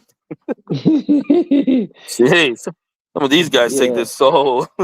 Yeah. SS77A said you guys are just pretending not to know, probably because you're protective of them as your cousins. I'm not defending nobody. We're just asking a valid question. Asking a No, valid question. he's right. SS70, you're right. Yeah, I'm protective of them as my cousin. I'm protective of you too. So I want you to stop fighting with them. You're both my Yeah. cousins, man. That's what Yeah. happens when my cousins fight. Like, yo, Yeah, you my need to chill guy. out and you need to leave. You've been here too long. Okay, it's Right. time to go. That's all I'm saying. Right. I mean, And and Yumi's then saying no, he can stay there and he can shut up shop because it's a flea market. So right, I don't know. man. And then I'm Tony, being a man. pain in the ass. Tony, if you're complaining about the illegal immigration, then it's not. Then you should take it with the government, man. Government got to take care of that, man. I mean, I'm pretty sure you could go there, become an immigration officer, and just go about it and start deporting those illegal migrants that come into South Africa. I mean, I don't know. That's my opinion. Because I don't know you what know, I'm seeing is like most of them are not immigration officers. They're just going around asking people for papers and just like telling them to get out. Not saying that they're not valid, but that's what I'm seeing. you know what I'm saying. I just thought about is South Africa's got their own version of ICE right now. That's Yeah, the yeah, yeah, yeah. just walking around the street. Hey, where you from? Hey, let me see your Mhm, papers. Okay, what are mhm, you doing here? Right? mhm, mhm, mhm, They got their own version of mob ICE right now. mhm. Just I'm going after, telling you. yeah, but I guess when somebody asked that, why aren't they going after the Indians, the Chinese, and I mean that's a valid question, man. But yeah, it's a low hanging fruit. But while I agree with them, I mean, why don't you I make mean, it I've blanket? I've like I've seen it, but it's mostly from like the immigration officers that go and they'll have like, for example, like they'll have an operation which they'll go to the store and they'll say, "Hey, who do you have working here? Who's legal? Who's illegal?" And then they'll be like, "All right, if you can't answer the question, we're gonna arrest you for harboring illegals." I mean, that's what I've seen as far with the Chinese. You know, I haven't really seen like South Africans like going to the store and say, "Hey, let's see the papers of every like person that works in the store." I haven't seen that. you know. But that's why I've seen. Oh, you haven't seen? Oh, I could send you a link. I just saw one today. You know, but the thing that's crazy is once you look at one, everything else. I'm sure you see it eventually because Facebook keeps, the algorithm just keeps feeding you, all that. But yeah, I just saw one today. They went to the same dude that was interrogating the Ghanaian guy went to a store and they cleared out shop. And then the other girl, Victoria Africa, she went to a container store and basically cleared the dude out. Like they picked up all his. Now, to her credit though, that dude was maybe North African. So, Mm, you know, okay, at least it's I free give game on credit. it's open season on everybody, you know. I give credit. So yeah, man, we got some more South Africans that want to come up. Hey, Dynas, man, I'm surprised you're not listening to your own stream, but you know, if He's you probably are, listening. He's man, probably in the just car. He's log probably in the on real car quick listening. and tap some people in. They want to Hmm. contribute. Yeah. I want to respond to Copeland and Family 4469. She said South Africans are going after white, Asian, and Indian illegals. They don't show these videos because it goes against their agenda. I go to strongly disagree because you're saying that go against their agenda. Because if what you're saying is true, then how do we see these videos? They go into a Pakistani or Bangladesh store, asking them to hire South Africans, or they go into a Chinese store. I mean, I haven't seen them go to any white store. I mean, I don't know. I haven't seen that, but I've seen them to go to every other store. But like the guy was saying earlier, he said that the reason why they don't go after that specific group is because they're not taking the jobs or the local jobs, um, supposedly. So I haven't seen that. Indians, yes. Asians, yes. For white, nah. I don't think that's gonna happen. Not saying that it can't, but I don't think that's gonna happen, man. What you think? Also, you got to think if what these guys are saying that somebody was begging. Were you the one saying? I think somebody was saying that somebody was begging one of these guys for a job. Oh yeah, I saw the video on Facebook. Like the South Africa, Right. because even the South African guy on the panel was just like, "How do you know he was South African?" The dude is clearly South African because he literally Right. went there. He said, "Why are you not giving South African jobs? You need to stop Right. hiring other migrants. You need to give us jobs." Mm-hmm. Yeah, and I I- mean, and and, I and don't know. To me, mhm. that looks crazy because it's like Right. if you know about group economics, no Hire amongst themselves. They're not gonna like hire other people unless you got laws in place or something. But I mean, that's just me. Yeah, and I'm saying so you're right in that sense from what you said that we're not seeing them attack other groups because maybe these other groups are their bosses. Like the guy that was asking for a job, maybe the Bangladeshis and the Indians and the Lebanese or whoever else, Chinese. So these are their bosses. They can't attack their bosses. Where are they going to go to work tomorrow? on me. So maybe Huh? that's What why we're happened? not seeing more of that. You know, Yeah, those it's are just actually the employers. I don't know. It's just like Or maybe like some Africans saying it's a jealousy. Maybe the guy wants to open his own nail salon. So he calls right. the South African ICE police on these guys. So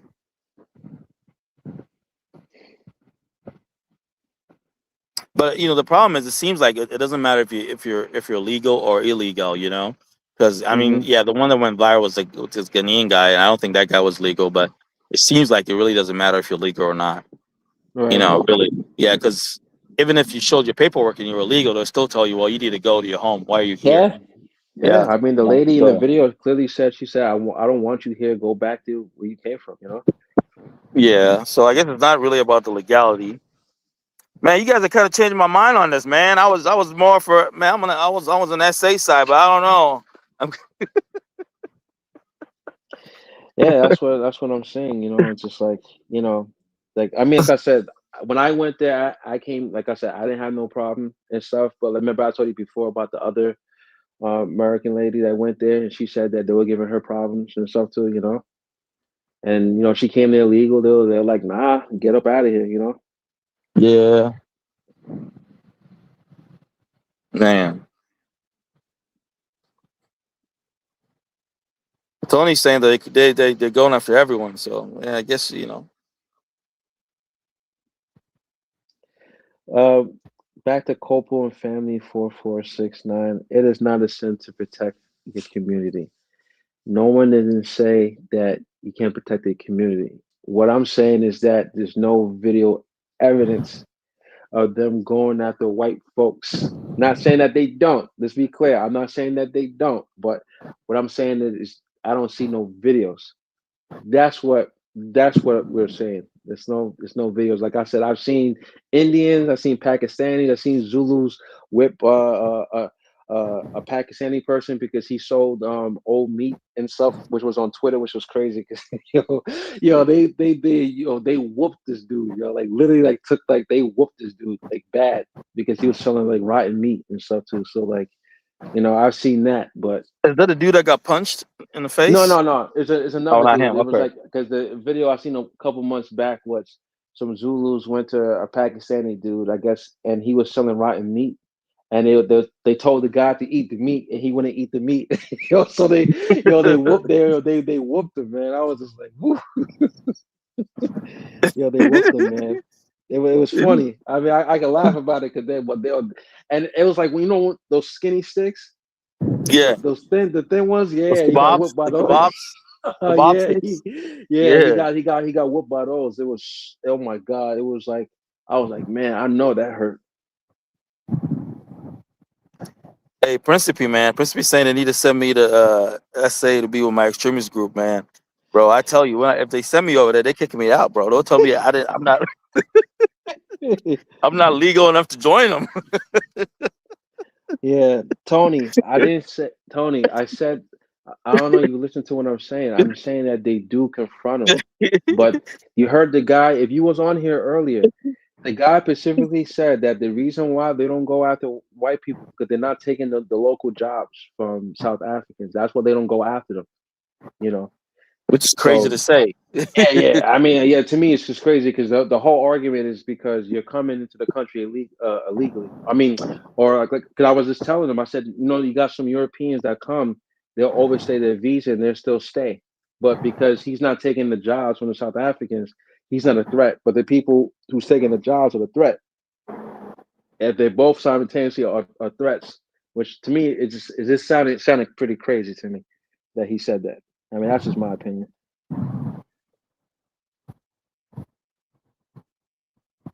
Hold on. Yeah, couple, the family. Why are the Mexicana arriving in South Africa? No one is jealous. Y'all are acting as if they are supposed to allow these things to happen. Y'all can't be FBA. We understand that. What F? Man, what the hell is Dynasty, man? This YouTube shit is hard. I'm Playing just YouTube on hard mode. Yeah, I'm just reading this, Oh my god, yeah, Well, I don't understand. Hold up. Copal and Family 4469. Are you South African or are you FBA? Because she said my South African family has them, and since their platforms aren't big, it's not going viral. The hate towards South Africans are big.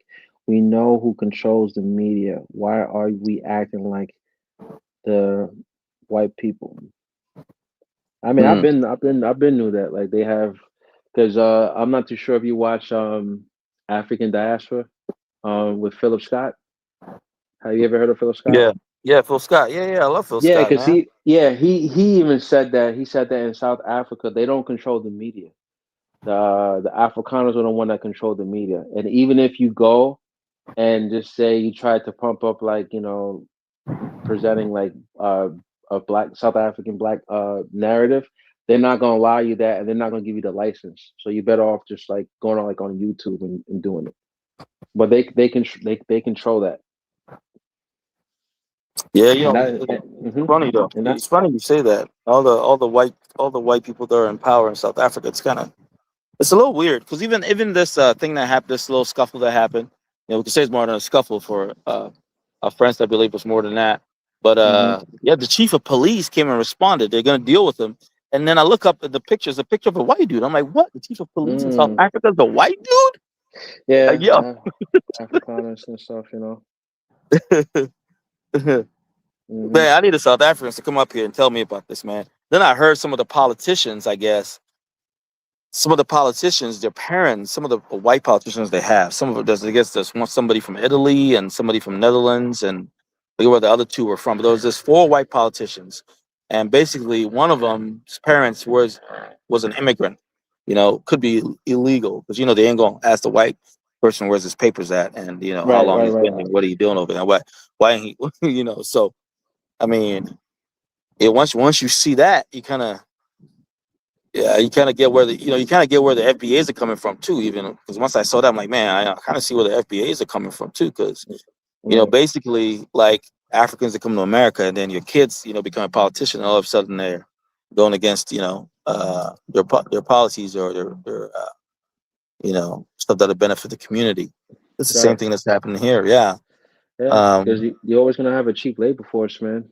Like, I Right. mean, look here in America, like who picks the fruits and stuff?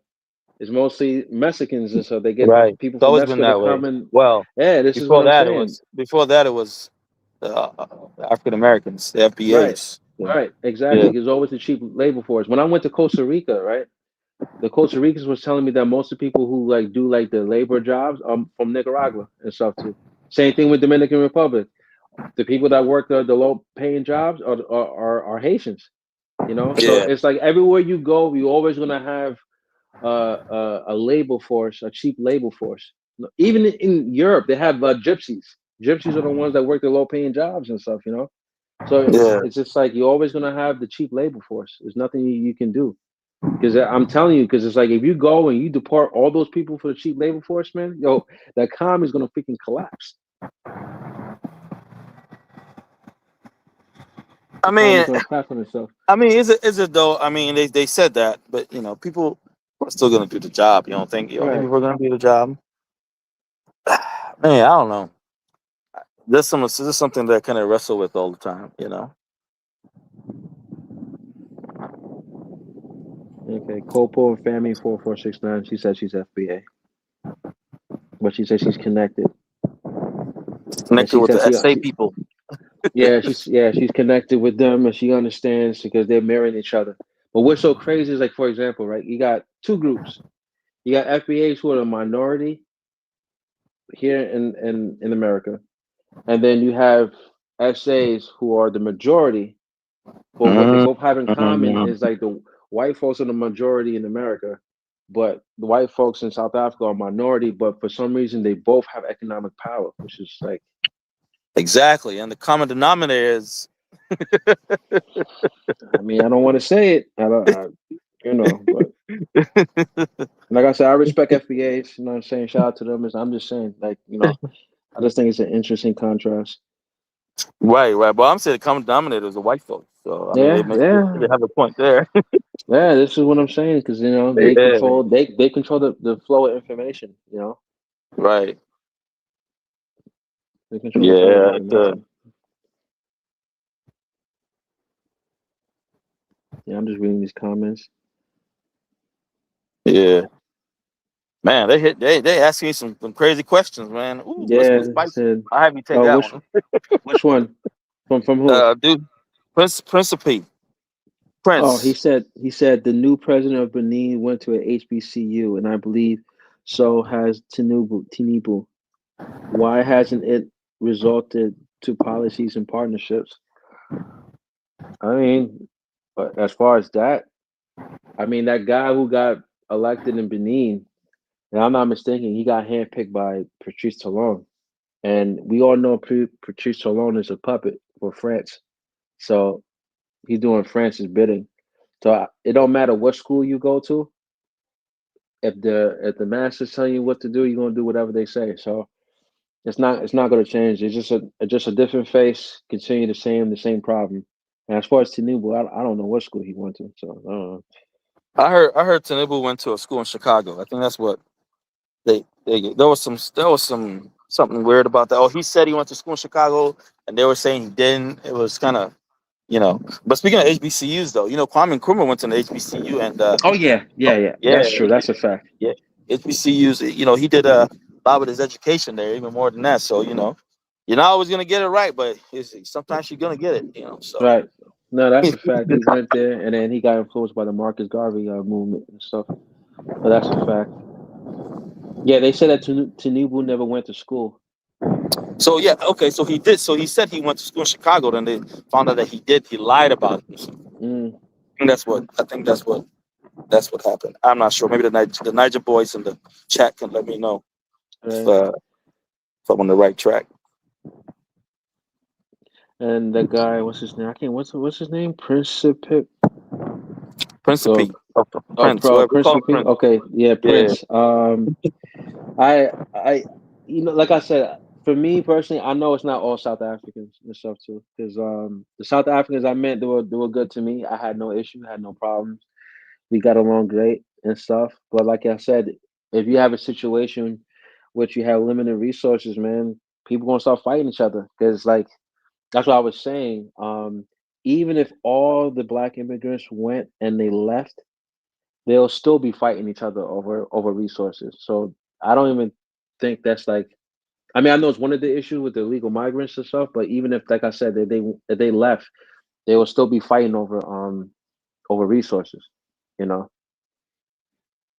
I mean, in India. that's just human nature. Yeah. Human. Yeah. Like when I was about to echo your point, India has 100%, 99% or maybe 98% of their population being Indian, right? And they're still, and they have the classic caste system, classic tribalism. Right. So yeah, you're right. Even if everybody left, they'll be fighting amongst each other like the Indians and like everybody else does. So right, they'll still have problems, and that's what people are not understanding. Like, sometimes, like I said, I understand resources are scarce, but you got to open opportunities for yourself. If not, no other group is going to look out for you. I'm telling you, no other group is going to have your best interest besides yourself. No other group at all. If you don't build for self, and that's it, it's a wrap. No other group. I don't care where they're from. I'm not going to have your interest, man. They said that for Tinubu, they said they searched for his primary school records at some schools he said he attended in Nigeria, and they didn't find anything.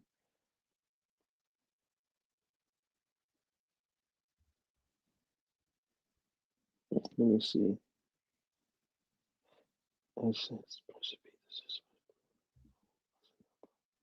Yeah, these comments, I don't even know how Dinus do this.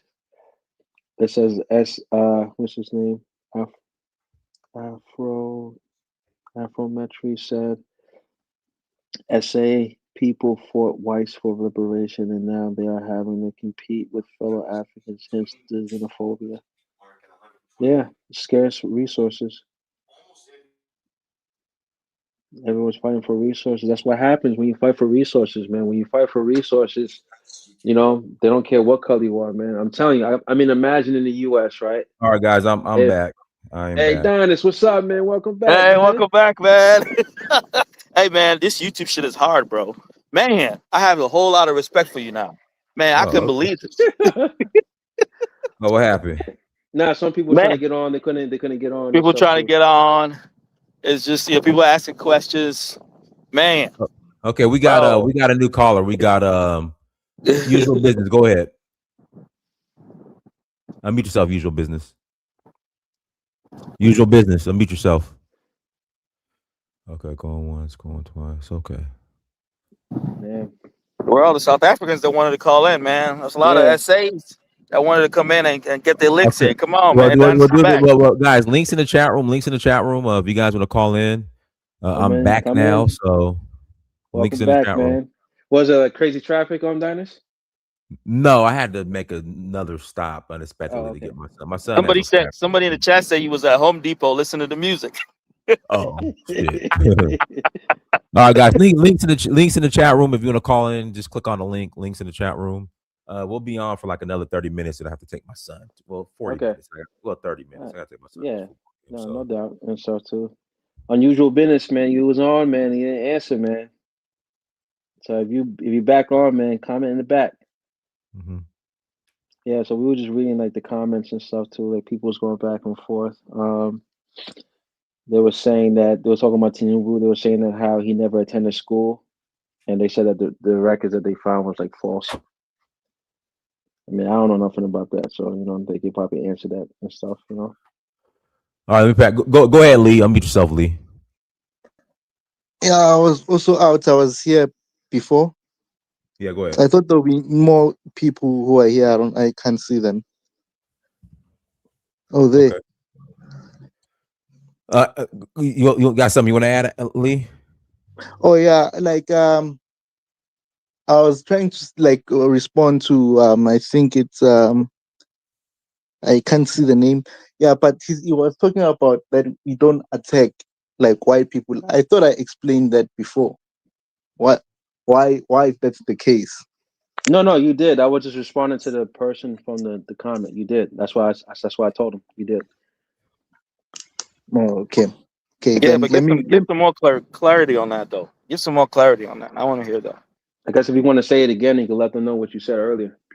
Okay, what I said earlier is that white people usually they find it easy to get away, even though like I don't believe that a lot of white. Oh, and I wanted to comment something about that Pakistani video of South Africans begging an Pakistani guy for jobs. I think I saw that video, but I didn't watch the full clip because I think I watched. I think I remember when I recall.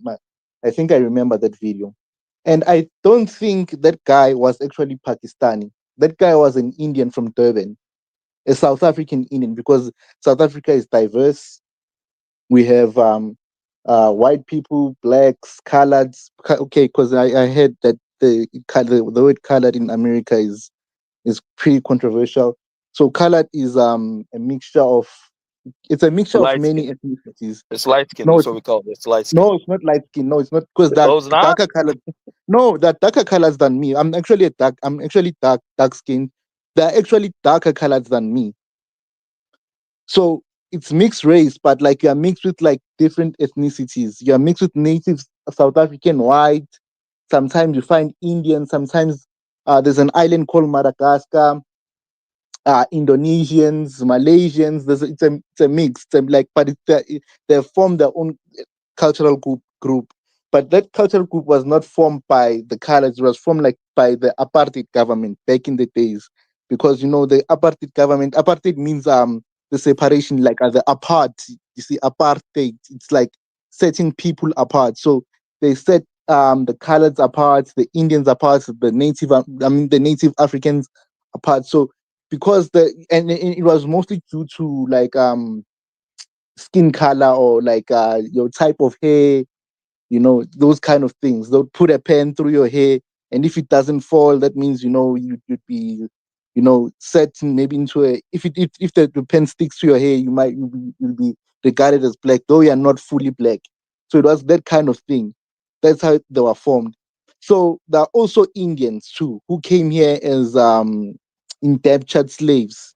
They came to work in the sugar canes in Durban. So they also, even Mahatma Gandhi, if do you know Mahatma Gandhi? If I'm Gandhi, the Indian, I think he was pretty famous. Any of you guys aware about Yeah, Gandhi? yeah. But get to the point. Get to the point of, as far as what you're So yeah, saying. my point is like South Africa is pretty diverse. And of course, you might confuse it, like when you see an Indian and you might think, oh, it's a Pakistani. No, they're actually South Africans. They are South African Indians too. Wow. Yes, there's a large number of. Yes, it's true.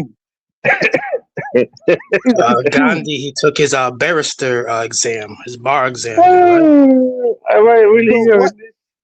Yeah, it's true. There He are took his South Africans, lawyer because exam. if you guys laugh like this, that means you guys, African Americans, are not supposed to have any positions of power because they're not native to America. So are whites. Native Americans are the ones who are only supposed to be running America. If you go with that logic and laughing and saying no, they are not South Africans because Africa is supposed to belongs to black people only. In South Africa, unfortunately, that's not the case. It's a diverse place. You get it? And we can't say now today people who have been here for almost 300 years and say, no, you guys go away, you're not here. You don't belong here. You get it? So that's the dynamic in South Africa. We can't just send them away and say, no, you don't belong here. You belong in India. While At the same time, their ancestors, like for more than like 300 years, they've lived here. They don't know nothing about India. Mm. You get it? Okay. So it's that kind of Okay. thing. So that guy was not Mm. Pakistani. I believe he was like an Indian South African from Durban. Mm. Yeah. Okay. That's who they were All right. asking. Okay. Why is he hiring illegal immigrants while he's a South African? Okay. All right. We hear you. We hear you. But me, I'm a West African. Okay.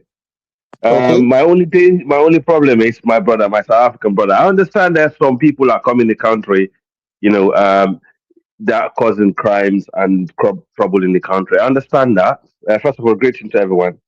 Yeah, that needs to be dealt with by the authorities of South Africa. That's their job. If someone is coming in your country illegally, you know, and doing illegal stuff, you should blame your authorities. That's their job. That's what the taxpayers' money is for, is to deal with those issues head on. Like in America, if you enter America, you're not legal, they will deal with you. If you enter America, you're not following the laws, you're committing crimes, they'll put you in prison and send you back to your country. Okay? I live in the UK. Okay? No matter how much passport, how many passports, British passport I have. Okay? No matter how long I've been in the UK, I could be here for 400 years as a black man. I could never be English, my brother. They will never see me as an English. For the fact that you, as a South African brother, you will chase away people from Zimbabwe who've been in that region, in that continent for thousands of years, and say they're foreigners, but then an Indian person who came there, me and you well know these are one of the worst people you can find towards black people when it comes to racism and discrimination. You know you cannot go to India and claim the same stuff and claim those people actually belong to the nation or to the people of Africa. It's quite shocking and embarrassing. And you know for a fact, you said earlier, I heard you said, the figure of over 2 million illegal Europeans who live in South Africa. Let me tell you one thing. Most of these people are not going there with money. They run away. These are broke motherfuckers. I'm sorry about that. They have no money. Some of them live in the UK. They have no money. They go there. They get loans for the bank. The loans that you could have get to open a business. They would take that loan and give it to the Europeans to set up a business, and they'll set up a company. They wouldn't even employ you. And you hear put it clapping for them. What I'm trying to say is, like, if you cannot deal with the situation in South Africa, let the other black people who can deal with it go there and deal with this situation, because you're putting the entire continent at risk. We already have problem in the north, where you see these people in Algeria has been funding terrorists and other countries, encroaching on our territory. You see what Mali is doing by dealing with them, taking the territory back. Then we have people in the South African region who are actually enabling enemies to invade, our territory and claim legality in our ancestral land. This is wrong on all level. South Africans, right? South Africans been helped by all nations in Africa during the apartheid, including the UK, the country where I live. In fact, the United Kingdom are one of the people that still got a lot of sympathy for you, because they don't like how the white South Africans are still treating you in your land. If they can change it, a lot of them will go back and change it again, because they're the one that stood ground and help you, yeah, and do this, right? So basically, what all I'm trying to say is to you, my brother, stop chasing your own African brother. Stop fighting over the crumbs. Go for the real pie, bro. Go for the real stuff. Go after those people. I'd rather be, listen to me. I know you don't want what happened in Zimbabwe to happen in South Africa, where when the white people leave, they will leave you unemployed and stuff like that. But I'd rather be living in a old house than living basically living in my own house, feel like a stranger when another man take control of the house and asking me to sleep in the kitchen and also offer me crumbs, with my brothers to fight over and just laugh at us and keep still chucking crumbs at us. This is what they're doing. We know Elon Musk is behind all this stuff that's going on in South Africa. Okay, he is obviously what they get the campaign. He spent billions helping Trump to get into office to fight his cause in South Africa. Okay, and he's using all the funds that he gained to come and oppress black people. We know the white Africans, their companies that they have in the continent, that money that they gain is being used to oppress black people globally. They're funding a lot of the right-wing medias in the UK. That's including in Sierra Leone, the company that we removed from that country that was mining our diamond. Only they refuse to pay and refuse to stick to the agreement. They think they can treat us like how they treated South Africans.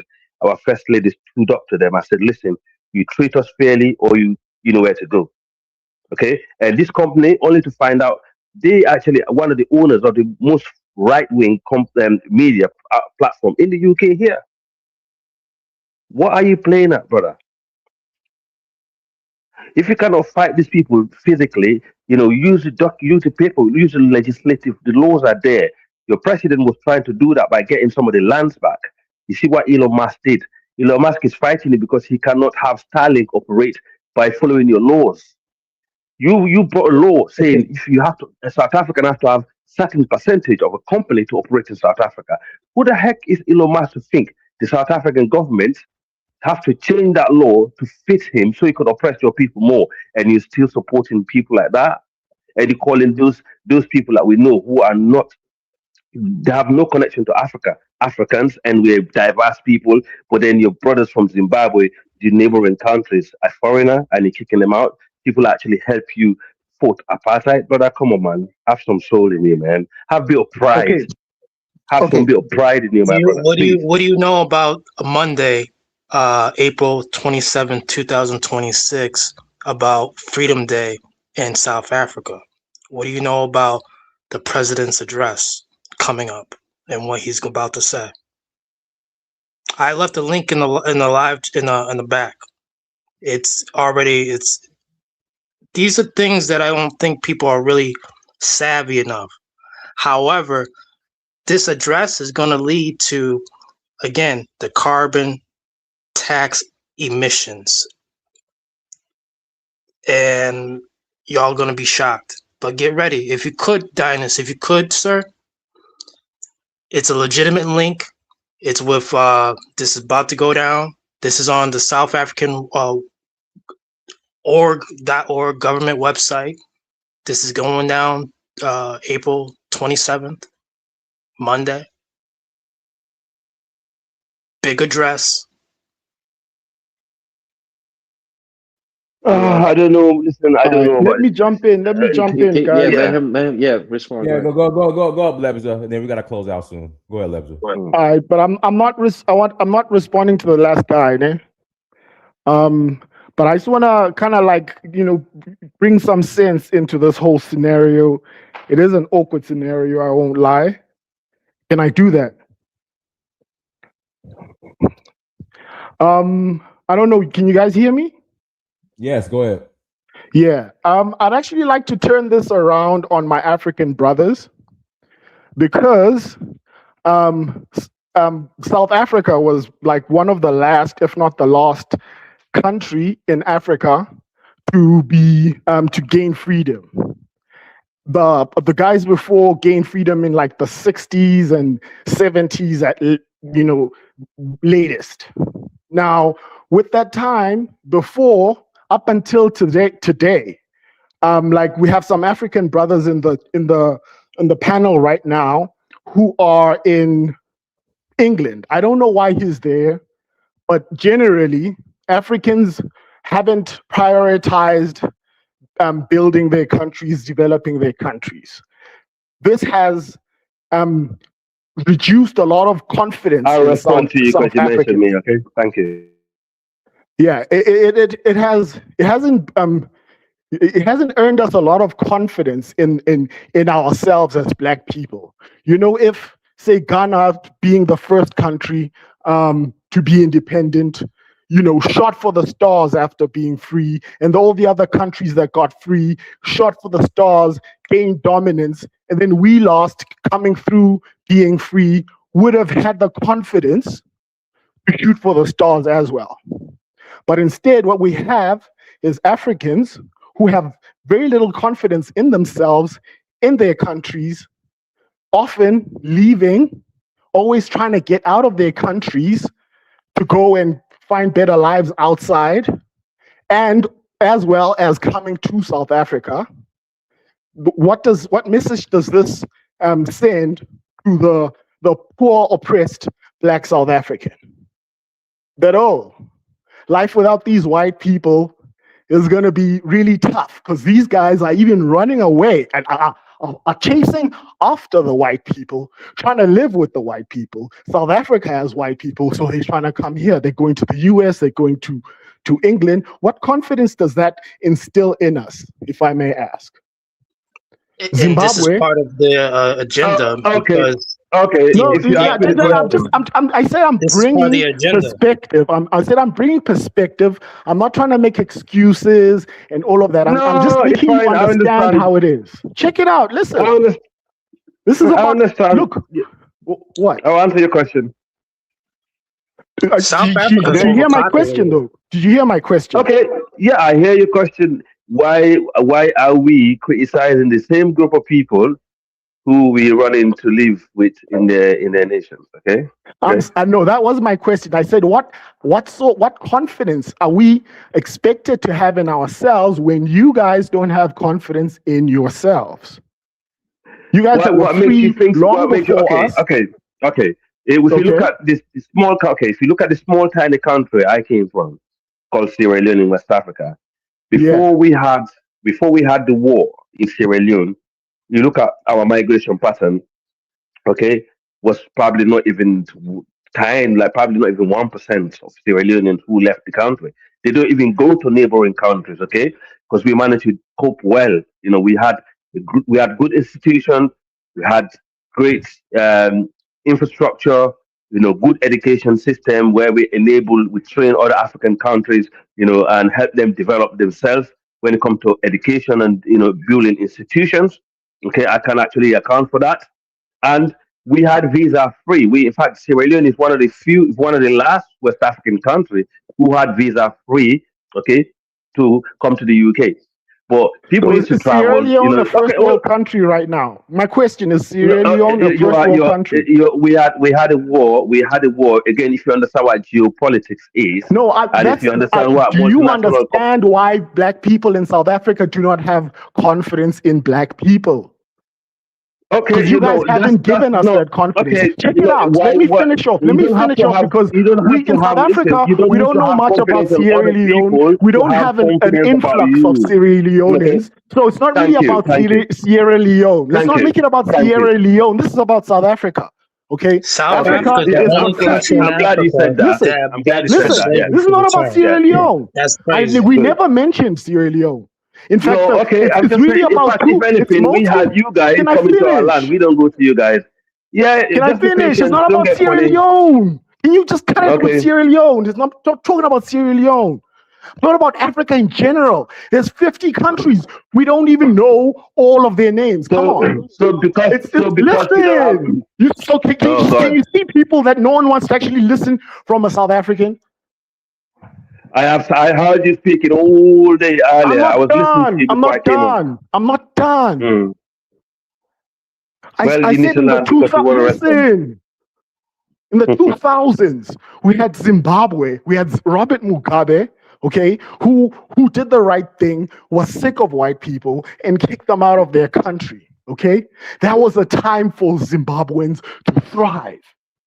But you know, instead of Namibia, Botswana. Oh, goodness. Can you just listen? I'm listening. Instead of Zimbabweans doing their thing and showing that actually, if we can get rid of these woods, we would thrive. Okay? Instead of doing that, they followed and chased after the white people and came to South Africa where they fled. And they came here, okay? Because whatever their government was giving them hell, wasn't doing the right thing and not building their economy and not distributing the land. So they came here. Okay, and then Zimbabweans, instead of they've been here, so then they were even given a special permit to come to South Africa and stay here and sort themselves out, so they can go back to Zimbabwe and fix their government and thrive. Okay, they've been here for 20 years. This permit is for 6 years. Do you know Zimbabwe's sanction? Jeez. Do you know Zimbabwe's sanction? Was It's all Zimbabwe a about sanctioned Zimbabwe. country? I'm telling Okay. you that South Africa, Was the main Zimbabwe problem, sanctioned by? the main immigrant Do you in understand South who your? Do Africa. you understand who your enemies I are and wasn't who your talking friends to are? you. Listen, I wasn't talking to you firstly. I wasn't talking to you. I was explaining to the panel and the audience. No, I Stop understand making it why you about understand your yourself. point. No, Can I'm you not. stop Listen, making it about your country I and don't know why you're yourself? trying to avoid me. I don't know why you're trying to avoid me. Because You want to. You want you're to breaking my flow. I'm actually trying to make a point here, and No, you're but busy making it you about have Sierra your Leone. point is well understood. I'm not mentioning that anymore. I moved away from that. Your Yeah. point So is well can you let understood. me Okay. finish then? Can you let me finish? All right. Okay, go on. So Zimbabweans being here, six-year permit to sort themselves out. Our government kept on renewing it and renewing it and renewing it. It's been over 20 years now. Zimbabweans, not at any single point did Zimbabweans form a party, a movement where Zimbabweans were planning to go back to their oppressive government and take over and do the right thing. Instead, they settled and told themselves that they're the next tribe of South Africa. Okay? And when they came in, being the next tribe, being the quote unquote hopeful next tribe, they came in as this. Okay, firstly, when we dismantled apartheid, quote unquote, you'll argue that we haven't. Fine. But one of the things that we fought for was minimum wage. Wages were abolished. Okay, and then what Zimbabweans did, they came and undermined that, and they white people were like, you see, Zimbabweans are better. They don't complain about low slave wages. They work hard. They don't have all of these welfare needs or like minimum wage and back economic empowerment. They don't have those expectations. They don't have those requirements. They're more than happy to come and work for nothing and make the best of themselves. Why don't you black South Africans do the same? You black South Africans are lazy. Zimbabweans are hardworking. All right, can I speak, sir? Because this sounds wild even for the man and I. Yeah, I think this is I'm gonna speak I'm real not quick. mad at Zimbabweans. I'm not mad. Listen, land. I'm making you guys understand where all of this came from. This guy wants If you slavery, guys have but no he's interest, talking just like okay, that. so you have no interest in learning where this all comes from. You just want to bash and throw. Of course, it's an awkward situation. I'm not happy that I'm fighting with IFP Africans. is I'm a about to condemn Pan-African. the killings of 6 people in South Africa. I am not excusing that. I condemn Y'all gonna the wake up killing and of see what's about Africans. to I happen condemn tomorrow. that. Monday. Okay, I condemn the killing of Africans. Or, in fact, I don't know about any killings. Yes, I know people have died, but I know y'all there gonna is. wake up and realize what about to happen. Yes, okay, fine. There have been killings, of course. Yes, there have been people who have died in the process. But it's never the what And this people was want part of and the agree on. initiative Everyone agrees. that Elon Musk wanted. He wanted y'all to, and this is all You don't have going to down tell me just in, that. Listen, just in you see, the thing time, is that just you in think time that you're when speaking to a Julius was ignoramus. locked You up think you're too. speaking to a person who doesn't know the Bro, stuff. take the sugar out your voice. I'm speaking What's from the a man. sugar?